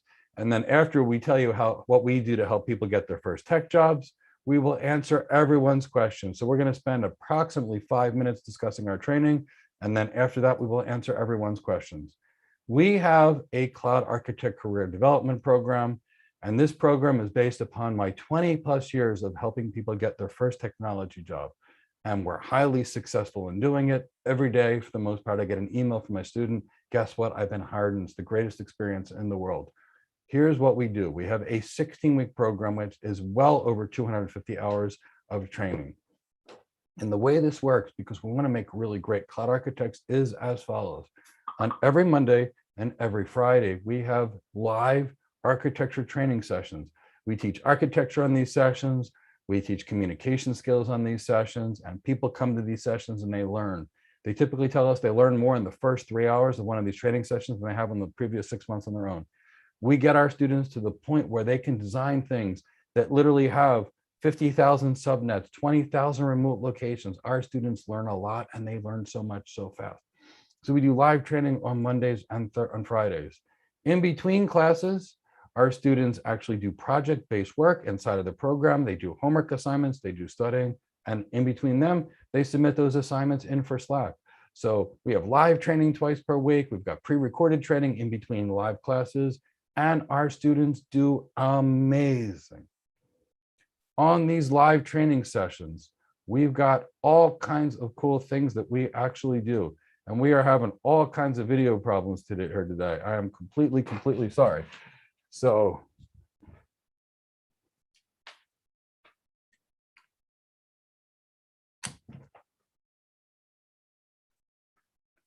in our live training sessions, we've got live training sessions on Mondays and on Fridays. In between our live sessions that we do on Mondays and Fridays, we have our students do videos on demand, and our students turn in these homework assignments that are based upon videos on demand throughout the week. Then our students do a series of labs, and our labs are truly exceptional. Our labs, we have students set up server virtualization, build containers, burn firewalls, build VPN concentrators. We do it all. Our students even build their own cloud on our servers. So we've got a minimum of a 250-hour program. We take people from all walks of life and all backgrounds, and we don't have a hard time getting them hired. We tell people that if they have no tech background, it's about 6 to 8 months in our program, which is about 500 hours. It's the same price as if we have someone with a good tech background, and people with a great technology background or any tech background, and as a rule, can typically get through in about 16 weeks. So 250-hour plus program, live training Mondays and Fridays, training in between the classes where people do their homework assignments, submit them in for Slack. We're never, ever going to have a student just watch a video without the ability to ask questions. And then a series of labs that are in the envy of the world. Plus, we've got extensive training on interview training, salary negotiation training, executive presence training, emotional intelligence training, literally speaking, anything necessary to get your first cloud architect job. Apologies for the video, what was going on. I invested literally as much as a nice car would cost to have better quality streaming. Today's one of the first few days we're actually testing this, so it's sorry for any technology challenges. We'll get the stuff resolved within the next couple of days or so. So I see there were a lot of questions. Now you know a lot about our training, you know how we do things. I'll put a link I'll put our phone number here in case anybody has any questions. We'd love to speak to you. So let me do this. Now I'm going to start answering questions. Oops. So let's go through the series of questions that we have. And as more questions come in, I will answer them. You do not have a degree or experience in tech. Would I still advise you to skip the cloud practitioner exam? Yes. There is no reason to take that cloud practitioner exam for anything. There is just as much of an intro to the cloud in the Certified Solutions Architect Associate as there is in the cloud practitioner. The cloud practitioner will take you 2 months, offers zero opportunity for you whatsoever. And if the average cloud architect earns $600 a day, if you spend 2 months doing the cloud practitioner, it's going to cost you $12,000 in terms of wasted time. I strongly recommend everybody skip the cloud practitioner and instead learn relevant skills, networking and data center technology. Next question is, great session, sir. In your final years, you want to start your career fresh in the cloud. How do you proceed with all basic concepts for getting ready for a job? So I work with a lot of college students. The college students join us inside of our program. Inside of our program, what's actually going on is when we take them as college students, when we get done school, we learn a lot of great things in school, very valuable things in school, but they're not necessarily reality. So we're working with half a dozen college students right now. And while they're in school, we're teaching them business skills they need, the communications skills they need, the writing skills they need in executive, which are exactly the opposite of what you're taught in school, even MBA programs. Then we teach the presentation skills and everything necessary, and we get deep in the tech. So we can do that. Again, if you're not here, I talked about how you can do all the things by getting the reading from Cisco and VMware and Juniper and Palo Alto and all these other places. So you can learn it either case. That's how we train architects. But you know, if you're not with us, realize it's going to be at least 25,000 pages of reading to go find these things. But you know how to find them. I told you how to find them on Cisco, on Palo Alto, on Juniper, on IBM, on VMware, on Docker and Kubernetes, Dell EMC, just to name a few. So that's what my recommendation is. Either work with us or do these things on your own. Next question I see is, thanks, Mike. Just wanted to know, when do we start next month? What is the schedule of classes? Since we're based in England, we're working at the same time. Most of my students are working at the same time. The schedule of classes are Monday are 2 p.m. Eastern time. The reason we pick that is we've got so many people in England and Africa, as well as all over the US and Europe. 2 p.m.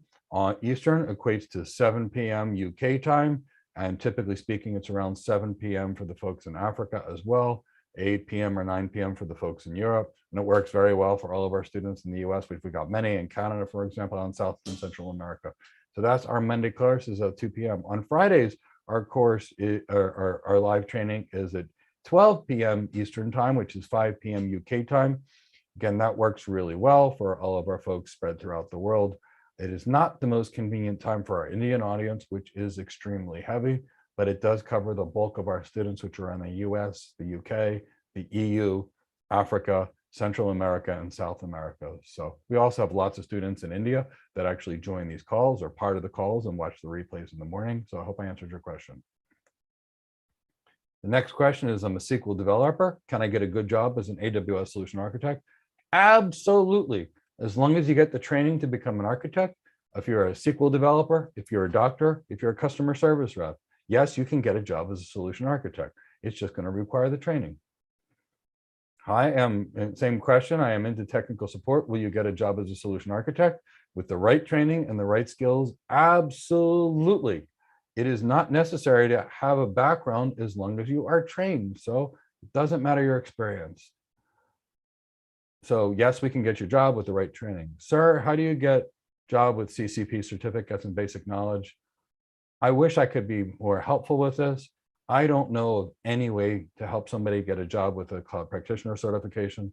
Quite frankly, it's near impossible to get someone a job with just a certified solution architect associate training unless they have an extensive amount of experience, which is why every one of my students graduates our program with the certified solution architect professional, which is literally only less than 10% of the knowledge necessary to do any of these jobs. So that's minimum plus all the additional knowledge. The reality is many years ago, here's what's going on.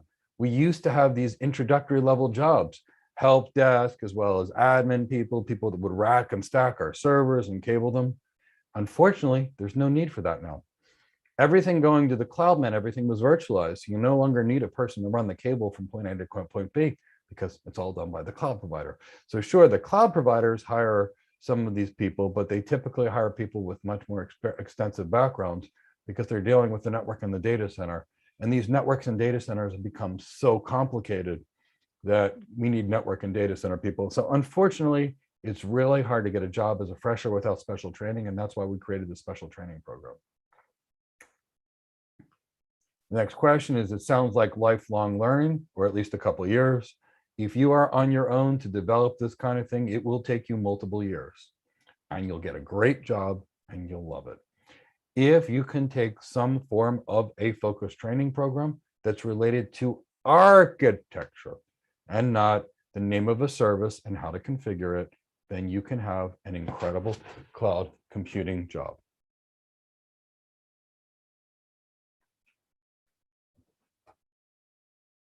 And that's realistically speaking what it's going to take to actually get a great cloud computing job. So the next question is, you're a telecom engineer with over 7 years experience, but you're also included in a telco engineer with 7 years experience, but you're also inclined CCNA, also IT inclined, CCNA trained, but not certified, currently under Python, love going into cloud architecture. Okay, this is ridiculous. Let's just try and use a different camera for the day until we get our technology challenges straightened out. Bear with me. This is never one of those things you ever want to happen while you're actually doing a live streaming session. But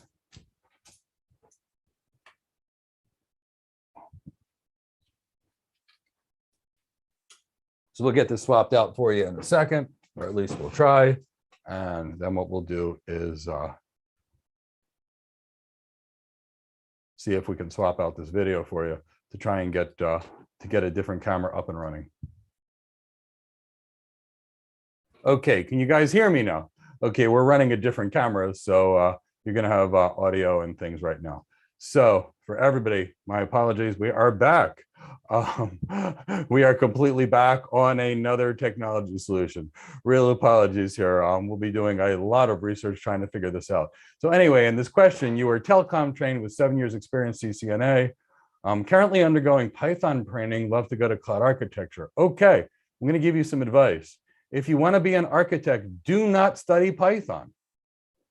There is no coding as an architect, literally zero. And I mean zero. So if you're studying Python and you want to be an architect, you're not going to have the skill. So if you want to be a cloud architect, we're going to have to get you network knowledge. I mean, real network knowledge. And thank you guys so much for staying while we work through our technology challenges here. I'm so grateful. So if you want to be an architect, study architecture, study networking, study data center, study cloud-based services, study it all, but don't learn, study how to speak, study how to present, study how to do ROI modeling, but do not learn Python, because Python is related to the job of engineering, not the job of architecture. So that's my recommendation for you. Study architecture and you'll be just fine. How long will it take to become one? If you train with us, 16 weeks is approximately what it takes from the time we would take you in to the time you would get hired. On your own, it's going to be the speed that you can get serious level knowledge, like CCNP level knowledge, and extreme data center knowledge and extreme cloud knowledge, we can probably do it in 16 weeks. You could probably do it on your own in about 18 months. The average cloud architect earns $600 a day. A good one earns $1,200 a day. We can probably get you there a lot sooner. But if you can't afford our training, don't worry. You can still do it. Never, ever give up on your dreams. Fight for your dreams, work for your dreams. Now, our training is relatively cheap because we're mostly a charitable mission that also operates as a business. But make sure you get the training. I encourage you to get this job, and I think you will love it. The next question, anything related to LLD and HLD? I have no idea what you mean by these things. LLD, I've known as about 10 different acronyms, and HLD is another couple of acronyms, which could literally be in anything from the networking world to certain queuing type things that I've heard to other things. So I don't know what you mean. Please don't use an acronym. I'm going to tell you in your career, don't use acronyms. Don't use buzzwords. Here's the reason. Those two acronyms that were given to me can already mean 15 different things. So I don't even know what the question is. I don't know whether we're talking about networking, software architecture, or cloud, because I've seen these things related everywhere. So I don't know how to answer that. So if you'd like me to answer that, I would love to. Tell me what you mean by LLD, because that could mean 10 or 15 different things. And tell me what you need in HLD. And in your career, don't use these kind of things. You will do great. Okay, the next question is how to get a job in AWS and DevOps. Okay, well, two completely unrelated things. DevOps is automating software release cycles. DevOps is building containers, deploying code, infrastructure as code, and it is a great career, and that can be done on the cloud. Or architecture could be done on the cloud, versus engineering could be done on the cloud. If you want to get a job as an AWS, if you want to get a job as an architect running an AWS, this is the kind of training we do. If you want to get a job doing DevOps work, it is a completely different skill set. To be a good DevOps engineer, first, you need to be a software developer first, long before you even think of DevOps. And then after you become a software developer, then you need to get familiar with all of the DevOps tools, Jenkins, Spinnaker, Git, literally everything. And then when you are done all of those kind of things, literally speaking all of those things as a DevOps professional, then you need to learn the cloud DevOps things. Now I'm going to tell you for DevOps, because I think it's such a great career, I am working with two people. I am working with Sujit on my team, who's been doing DevOps for a long time, as well as application architecture and cloud architecture. Combined, his background is at least 25 to 30 years. And I'm also working with Sandeep Das. They are working with us on how to get your first DevOps program. And in this DevOps program, here's what it's going to be. It's going to be all of my decades worth of experience in helping people get hired, and all of these DevOps professionals building the perfect DevOps training. You can't be a DevOps person if you're not a developer. So if you're not a developer, I would remove that and say, if I want to do DevOps, I got to be a software developer first, and then you got to learn DevOps. So if you are not a software developer, realize DevOps is going to be the hardest engineering career you could possibly decide to start. And guess what? It pays a lot less than architecture. So DevOps is also an amazingly great career and a wonderful career. And I like it so much, and I find it so meaningful to the future, we're going to be creating a program at it.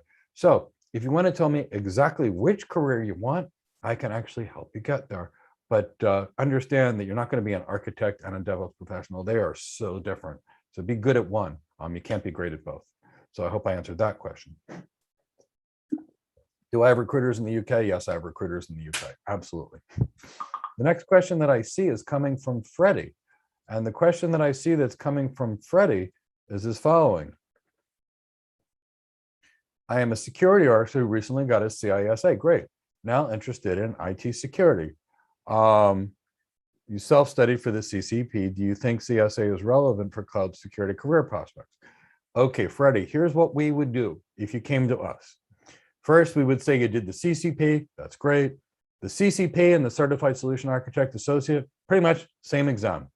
So we would have you go straight from the CCP to the Certified Solution Architect Professional.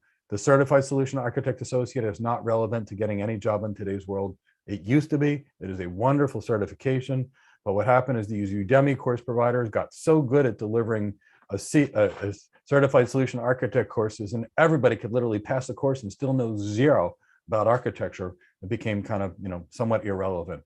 Minimum level of certification is the Certified Solution Architect Professional. So what would we do?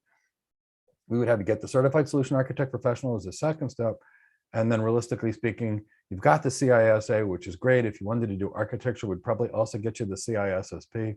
That plus the CISA, the CISSP, a real professional architect certification. Combine that with some executive training, some communication skills training, some collaboration training, and oh my God, you will have an unbelievable career. You will get hired, you'll be paid exceedingly well for that. So this is a very easy career for you to build, given your current background. Very, but just make sure you train right. So skip the Certified Solution Architect Associate, go straight to the professional, match that with a big, heavy security cert, and now you've got an architecture career, and it'll be a darn good one, provided you've got the communication skills, emotional intelligence, executive presence, and presentation skills. You will do amazingly well with that background. Now, what else?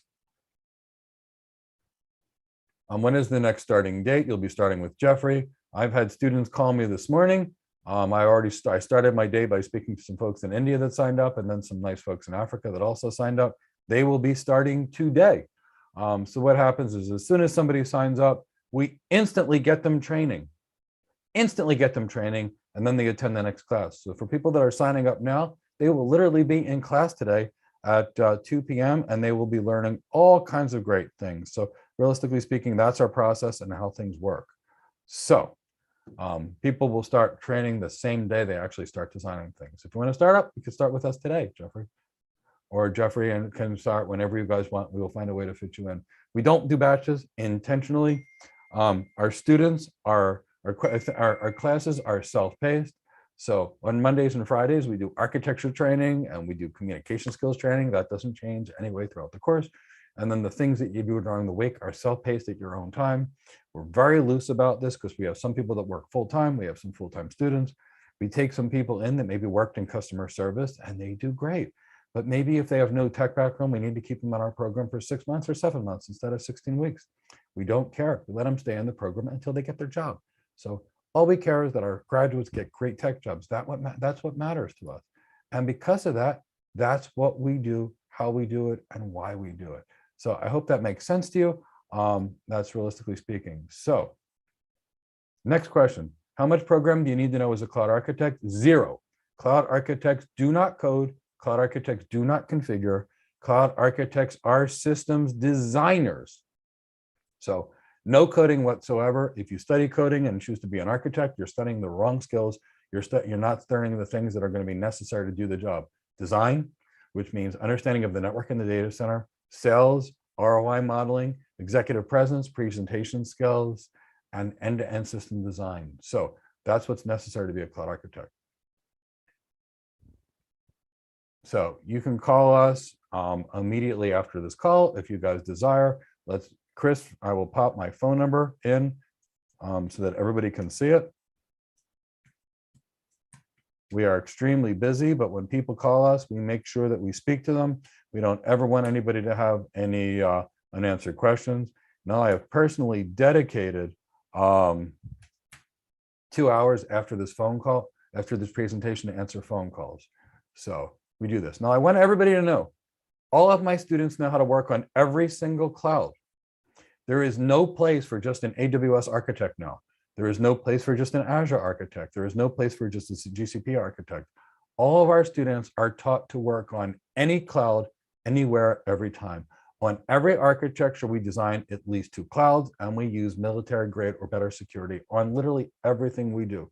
So super critical to know that this is not just AWS, it's not just Azure, it's not just GCP. That is not enough to work in today's modern environment. It used to be one cloud. Now everything's a hybrid cloud, private clouds connected to public clouds, private clouds connected to multiple public clouds, and my students can work on all of it. So it's not just AWS, it's not just Azure. Everybody works on every cloud. That's what's necessary to get hired. You can't just know one, you must know all. And the way we teach it is the way an architect thinks. If I teach people what is virtualization, and I know that I need a server that's say 128 cores and 4 terabytes of DRAM, it's meaningless to me as an architect, whether you go to the AWS store and buy an EC2 instance that has 128 cores and 4 terabytes of DRAM, like an X1E.32XLG, or if you go to the Azure store and buy a virtual machine that's got 128 cores and 4 terabytes of RAM called an M128F. It's just a module. All of my students know how to work on any cloud, anywhere, anytime with a level of expertise. So we don't just teach all of it. Next question. Can you do self-paced with us instead of synchronous classes? You're well trained, but very green on hands-on. Well, what do you mean by hands-on? If your version of hands-on is configuring things, then that's not the actual job. It's the wrong skill set. So if you have a TOGAF background and you've basically been designing large global end-to-end systems, and you've done that enterprise architect work where you're doing RO modeling and you're going through and you're delivering these presentations and you know how to communicate to the CEO, the CIO, or things like that, then the answer is absolutely. For example, then you could do it. You could do the self-paced program with us and not show up for as many synchronized classes, and then just pop in on a synchronized class when you desire to ask some questions and or ask questions in between Slack. The answer is yes. But with all new students, I have them do some video presentations and I have them build some career plans. So I assess their capabilities. I want to make sure we have everyone that gets hired and gets hired well. So it's super important for us to help you get there. Can you do it self-paced? Maybe. Would you like to do it? Possibly. Feel free to give a call. I will ask you some questions. I will assess your communication skills and architecture balance and knowledge and background. And I'm happy to give you an honest answer. Could that be done? Yes, it could be done, but I want you to be successful in every way. So for that, I'd like to at least assess you first. Thank you for my response. Age 27, too old for the cloud. Well, somebody's got to make me smile. I work with 6-year-olds that are going to the cloud and they have no problem. I work with 50-year-olds that are going to the cloud and they're no problem. Almost everybody working on the cloud in today's world is 40 and 50 years old that started with the cloud when they're in their 40s, 50s, or 60s. And here's why. The cloud's a virtualized network in a data center. And the only people that understand the network in the data center for the most part are people like me that are building the network in the data center forever. So 90% of your cloud architects are going to be 50 plus years old. 27 is very young.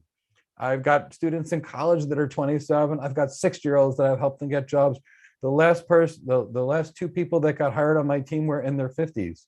So, and they never worked on the cloud before. So no big deal. 27 is very young, super young. At your age, at 27, the bigger problem that you're going to actually have is trying to convince the customer that you are actually relevant, that you're someone to be trusted, that you're there as an advisor. And at your age, your emotional intelligence, executive presence, and your communication skills are even more important, as are the business acumen skills, because youth makes you look less capable as an advisor. Don't get me wrong. I work with lots of young people and they get hired and they get great jobs when you know what to do, but realize 27 is almost too young, not too old. But we work with lots of people in their 20s. I've worked with so many people while they're in college. When they get done college, because they've trained with us for a year along the way, they have a skill set that's unbelievable. And what young people have, meaning less than 40, is they typically have a little more energy and enthusiasm and passion, which employers like, which they lack experience. So don't worry, that 27 is not too old. It's almost too young, but we know how to work around that. So don't worry about that. Yeah, I wish I was 27 sometimes too, but I actually do also appreciate the experience that I've gleaned over the last few decades. Mike, as a cloud architect, do you ever have a use for learning services like Kinesis or Aurora, or are those domains? No. So as a cloud architect, you're always going to know these things. Look, here's the difference as a cloud architect or a solution architect. As a cloud architect, I know that I need a virtual machine. I go to the store and pick a virtual machine. I know I've got a streaming data problem. So I think, okay, well, could I take streaming data? How can I take information in, potentially analyze it in real time? And every cloud provider has a solution. So yes, my cloud architects know how to use Kinesis and things like this, but they also know how to do it in the other services in the other clouds. Realistically speaking, we feel the best way to make sure that you've got things is learn things at the fundamental levels, become an expert at the fundamentals. All this advanced thing is just more expertise of the fundamentals. So just become great at everything you do. You'll always, always, always be in great shape. So, do I have any more questions? It looks like they're coming in. Liz I. It feels like you're supposed to have it all figured out and you're lost. That's why we're doing these things, Liz I. Let's face it, the fact that you're here, you've already had a lot more information. You can rewatch this video. Again, apologize for the video challenges we've had today, but I hope we made it up for answering questions. But I can definitely tell you this. I expect someone to be a little overwhelmed with an architecture career because people have been trained that it's this kind of thing here, just taking the name of a service and configure it.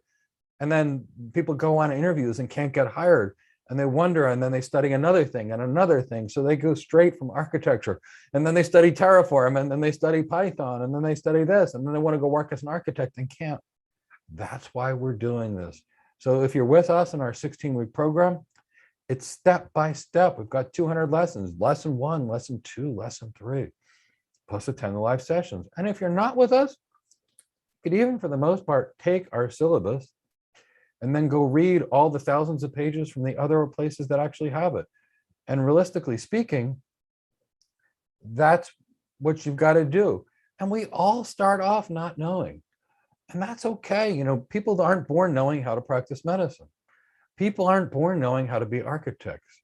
Now, I say that anyone that thinks that certification material is enough to get hired is kidding themselves. And here's the reason. Would you pay someone $200,000 to $300,000 a year and all they needed to do was read a book that's basically 300 pages and assume they know everything? Of course you wouldn't. That's more than a doctor earns. Doctor goes to school for 10 to 15, 17 years based upon what they're doing. So when you're dealing with this, realize it's a huge career. That's why I'm talking about this executive presence, communication skills, emotional intelligence, ROI modeling, business acumen, knowledge of the network, knowledge of the data center, and knowledge of end-to-end system design. Because you got to start with that customer, figure out what problems you're trying to solve. Solve those problems, and that's your solution that you design for them. And if you solve problems and make your customer's business better, you're a solution to them. When you're a solution to them, that's when your career grows. Don't be an expense, be a solution. Look, I've got a course that basically costs $800 after we discount it, which is basically 1 day's pay of a cloud architect. If I get someone a job 6 months earlier, I've saved them $72,000. If I train them emotional intelligence, and statistically speaking, training emotional intelligence increases someone's salary by $29,600 more per year. Over 30 years, that's $900,000 benefit to someone's salary. Plus, if I save them 6 months to get a job, that's $72,000 of additional things. Plus, if I teach them how to do a better interview and negotiate a better salary, which we do, that can add another $20,000 to $50,000 per year. So realistically speaking, you can have, with good training, an impact of about $50,000 a year every year for the rest of your life. If I do that for $800, I'm a problem solver. If I can add another $1 million to someone's net wealth over the next 30 years for $800, I solve problems. Guess what? As an architect, I want you to do the same thing. Solve your customers' problems. Everything you do, solve your customers' problems. Do it better, do it faster, do it cheaper than your competition, and you will get hired. Everything you do as an architect is about improving your customer's business. That's why you don't hear me mention AWS, you don't hear me mention GCP or Oracle or Azure. Look, we're going to use all those clouds, but if you don't know how to solve the customer's problem, it doesn't matter how elegant your technology is, it's not meaningful. And if the customer doesn't buy it, it doesn't matter how good your design is. All of this, literally 100% of everything is related to your ability to solve customer problems. So go solve people's problems. Become a great architect. That is the job. Solve problems, and solve some more problems. When you guys figure out how to do that, this is a rocket ship-like career. It's what I learned early in my career, to solve people's problems. I remember when I first was there, before we architects were even called architects, we were called design engineers.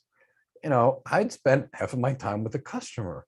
And I remember I went there and all the other engineers are like, what are you doing? You're not designing stuff with the customer. And I said, I need to figure out what the customer's goals were. Now, 25 years ago, people laughed at me. They're like, why are you spending so much time on the customer's goals? I said, look, you and I are geeks. We love tech. I said, how many routers, switches, and firewalls do you have in your house? And the guy's like, 27. I said, what'd you spend on that? $40,000? And he said, 50. I said, you spent $50,000 because you love tech. I said, businesses don't love tech. They don't want tech. They don't want any of this. They want to do more business. They want to have more revenue. They want to have a better customer experience for their customers. They want to help their customers more. I said, you meet with that client. You spend as much time as you can. Learn as much as you can about that customer's business and solve problems. You do that and you watch your career. That's what I did. And my career was like a rocket ship. In 6 months of my first job, I was the lead architect for the team. All I did was teach other engineers and architects and meet with clients. I figured out what customers wanted. I interviewed thousands of hiring managers in my career, thousands of recruiters. What do you want? That's why we're effective at helping people get hired, because I know what the purchaser wants. I know what the hiring manager wants. So if you're with us, great. If you're not, dedicate a lot of time to figuring these things out. Be what the hiring manager wants. Like I said, my wife buys shoes and she loves shoes. I think that's great. I don't understand the shoe thing, but she loves the shoe thing. So she buys shoes based upon what she wants. So go out there, find out what your customers want. Go design an architecture for them. Build an incredible cloud computing career, and you will have everything you desire. Now, I'm going to ask this question on YouTube. I'm going to ask this question on Zoom. Would anybody like a call back from me? On Zoom, send me a private message, even though I'm going to list my phone number. If you are on YouTube and you want to call us, I've listed my phone number in the box, or at least the phone number of the company. Feel free to call. From Zoom, would anybody like a call back? Please send me a private message. And if you're on YouTube, do you have any further career questions for me? Because I want to answer anything you possibly have. Tyrone, 38, that's still awfully young. Good for you. I wish I was still 38.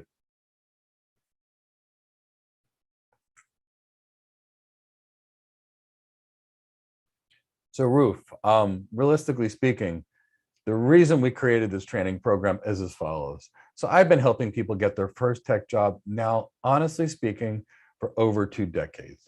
And what happened is I had set up a very large blockchain data center in Kansas with thousands and thousands of systems that had the lowest electric in the country.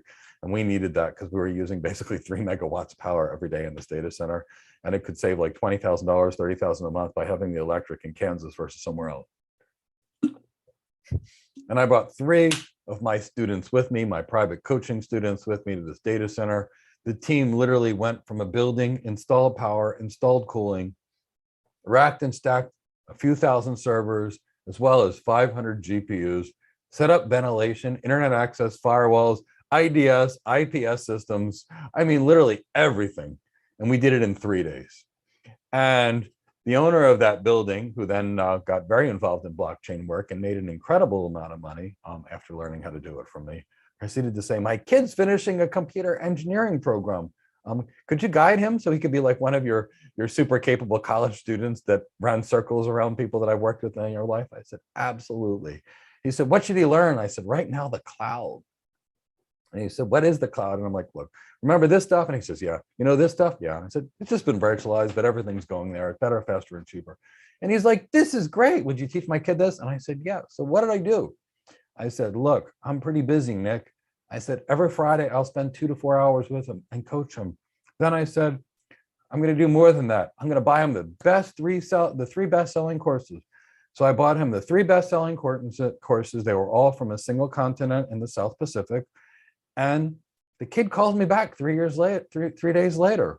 And you know what he says to me? He says, Mike, I've set up EC2 instances. I've set up S3 buckets, but I don't know what they are. And I said, Nathan, what do you mean you don't know what they are? I said, I bought you the 3 best-selling training programs coming from the continent in the South Pacific. He says, they just told me what it is and how to configure it, but they never explained what it is. And I'm like, Nathan, this can't be. Nathan, he was 20 years old. I said, maybe you're just not putting the time into it. And he's like, no, really, I want you to watch these. So I watched these 3 courses. And basically it was like, AWS has storage. For storage of files that don't change frequently, choose S3. Here's how you configure it. If you need a compute instance, here's an EC2 instance, and here's how to set it up. And I saw 3 completely worthless training programs that basically taught me the name of the service and how to configure it. And I said, oh my God, you're teaching an architecture class that teaches the name of the service and how to configure it. That has nothing to do with architecture, Ralph.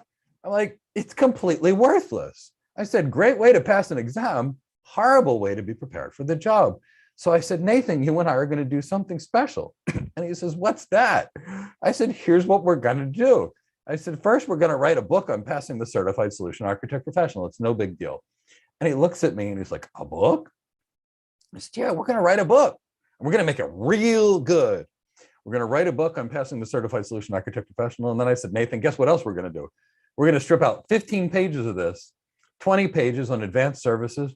We're going to give it away completely free for the AWS Certified Solution Architect Associate. And he was like, wait, we're going to go write a book and give it away for free? I said, we have no choice. I said, as long as these people keep putting out horrible, irrelevant courses out there, we've got to do something to help the cloud architect community. So that's what we did. We wrote a Certified Solution Architect Associate book and gave it away for free. And I gave out 25,000 copies of that book within the first 2 weeks. Now, a month later, I'm getting emails. Thank you, Mike, I passed my exam. Thank you, Mike, I passed my exam. You know what? I had interviewed for 14 other jobs, and now I read this book, and you know what? I finally got hired. No, there's not enough in this book to get hired, but if you're already close, it's enough. And we gave away completely for free. And then I started to see more courses coming out. I started to see course providers that have never worked in networking start every day. I've got a networking course coming. I've got a networking course coming. I got a networking course coming. Learn networking from me. And I was horrified. You know what I've learned after 25 years of networking? There's still so much I don't know. And I've read 100,000 pages of networking material, have 25,000 hours of networking experience, 10,000 hours on just BGP. And after 10,000 hours of BGP, I'm like, oh my God, there's still so much to learn. So when I see courses being written by people that have never worked in a field saying, I can teach you, all I can think about is I'm going to make free certification training programs. So we've got a free Certified Solution Architect Associate and Professional and Advanced Networking directly on our YouTube channel. Watch them. Again, the certification is only 10%, but you know what? We made it for free for those reasons.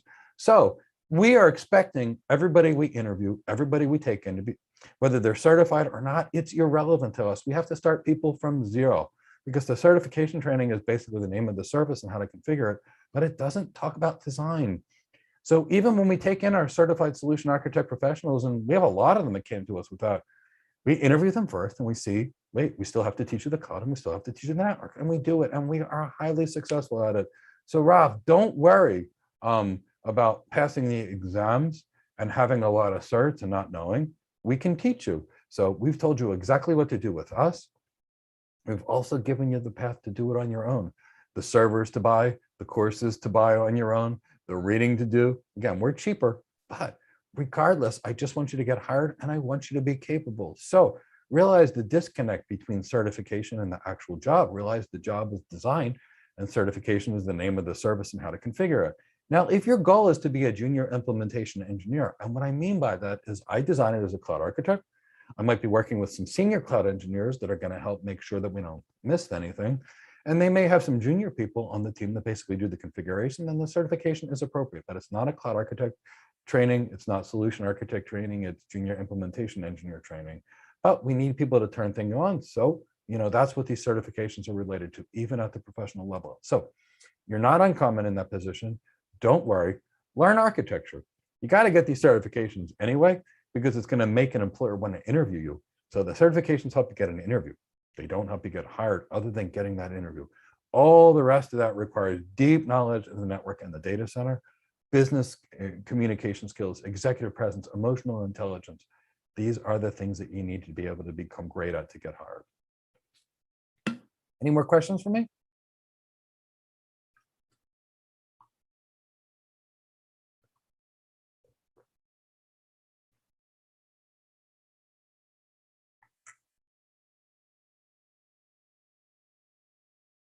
Any more questions? Okay. Well, if there's no further questions, I'm going to have Chris provide a link to our training program.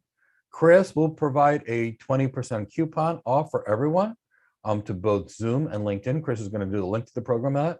Chris will make sure that everybody has my phone number. I know some people have already private messaged me for a phone call back. Other people have already text messaged me for a program back. I want to thank everyone for bearing with me while we had some slight technical challenges today.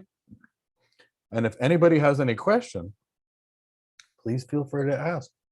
And if you guys want a call from me and you're on Zoom, private message me.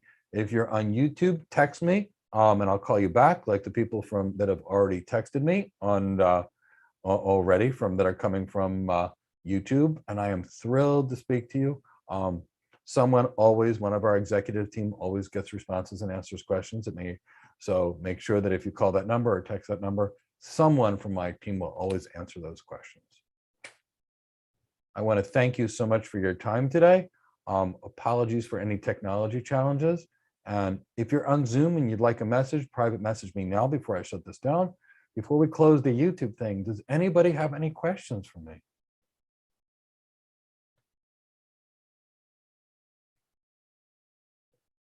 Any questions for me coming from YouTube or Zoom?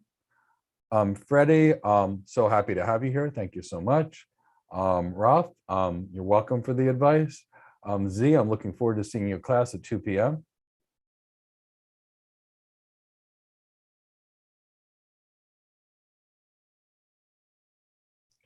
Thank you all.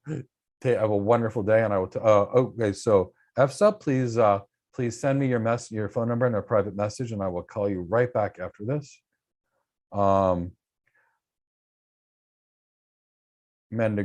Mendegru, I think we've spoken in the past, but I'd love to speak to you again. Just feel free to send me a text message, and I'm happy to speak with you and Jeffrey at the same time.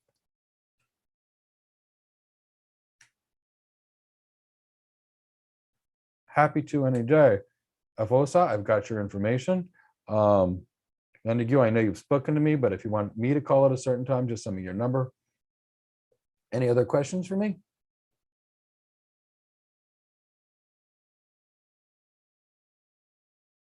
Tyrone, all good. So happy you joined us. Thank you for the nice message.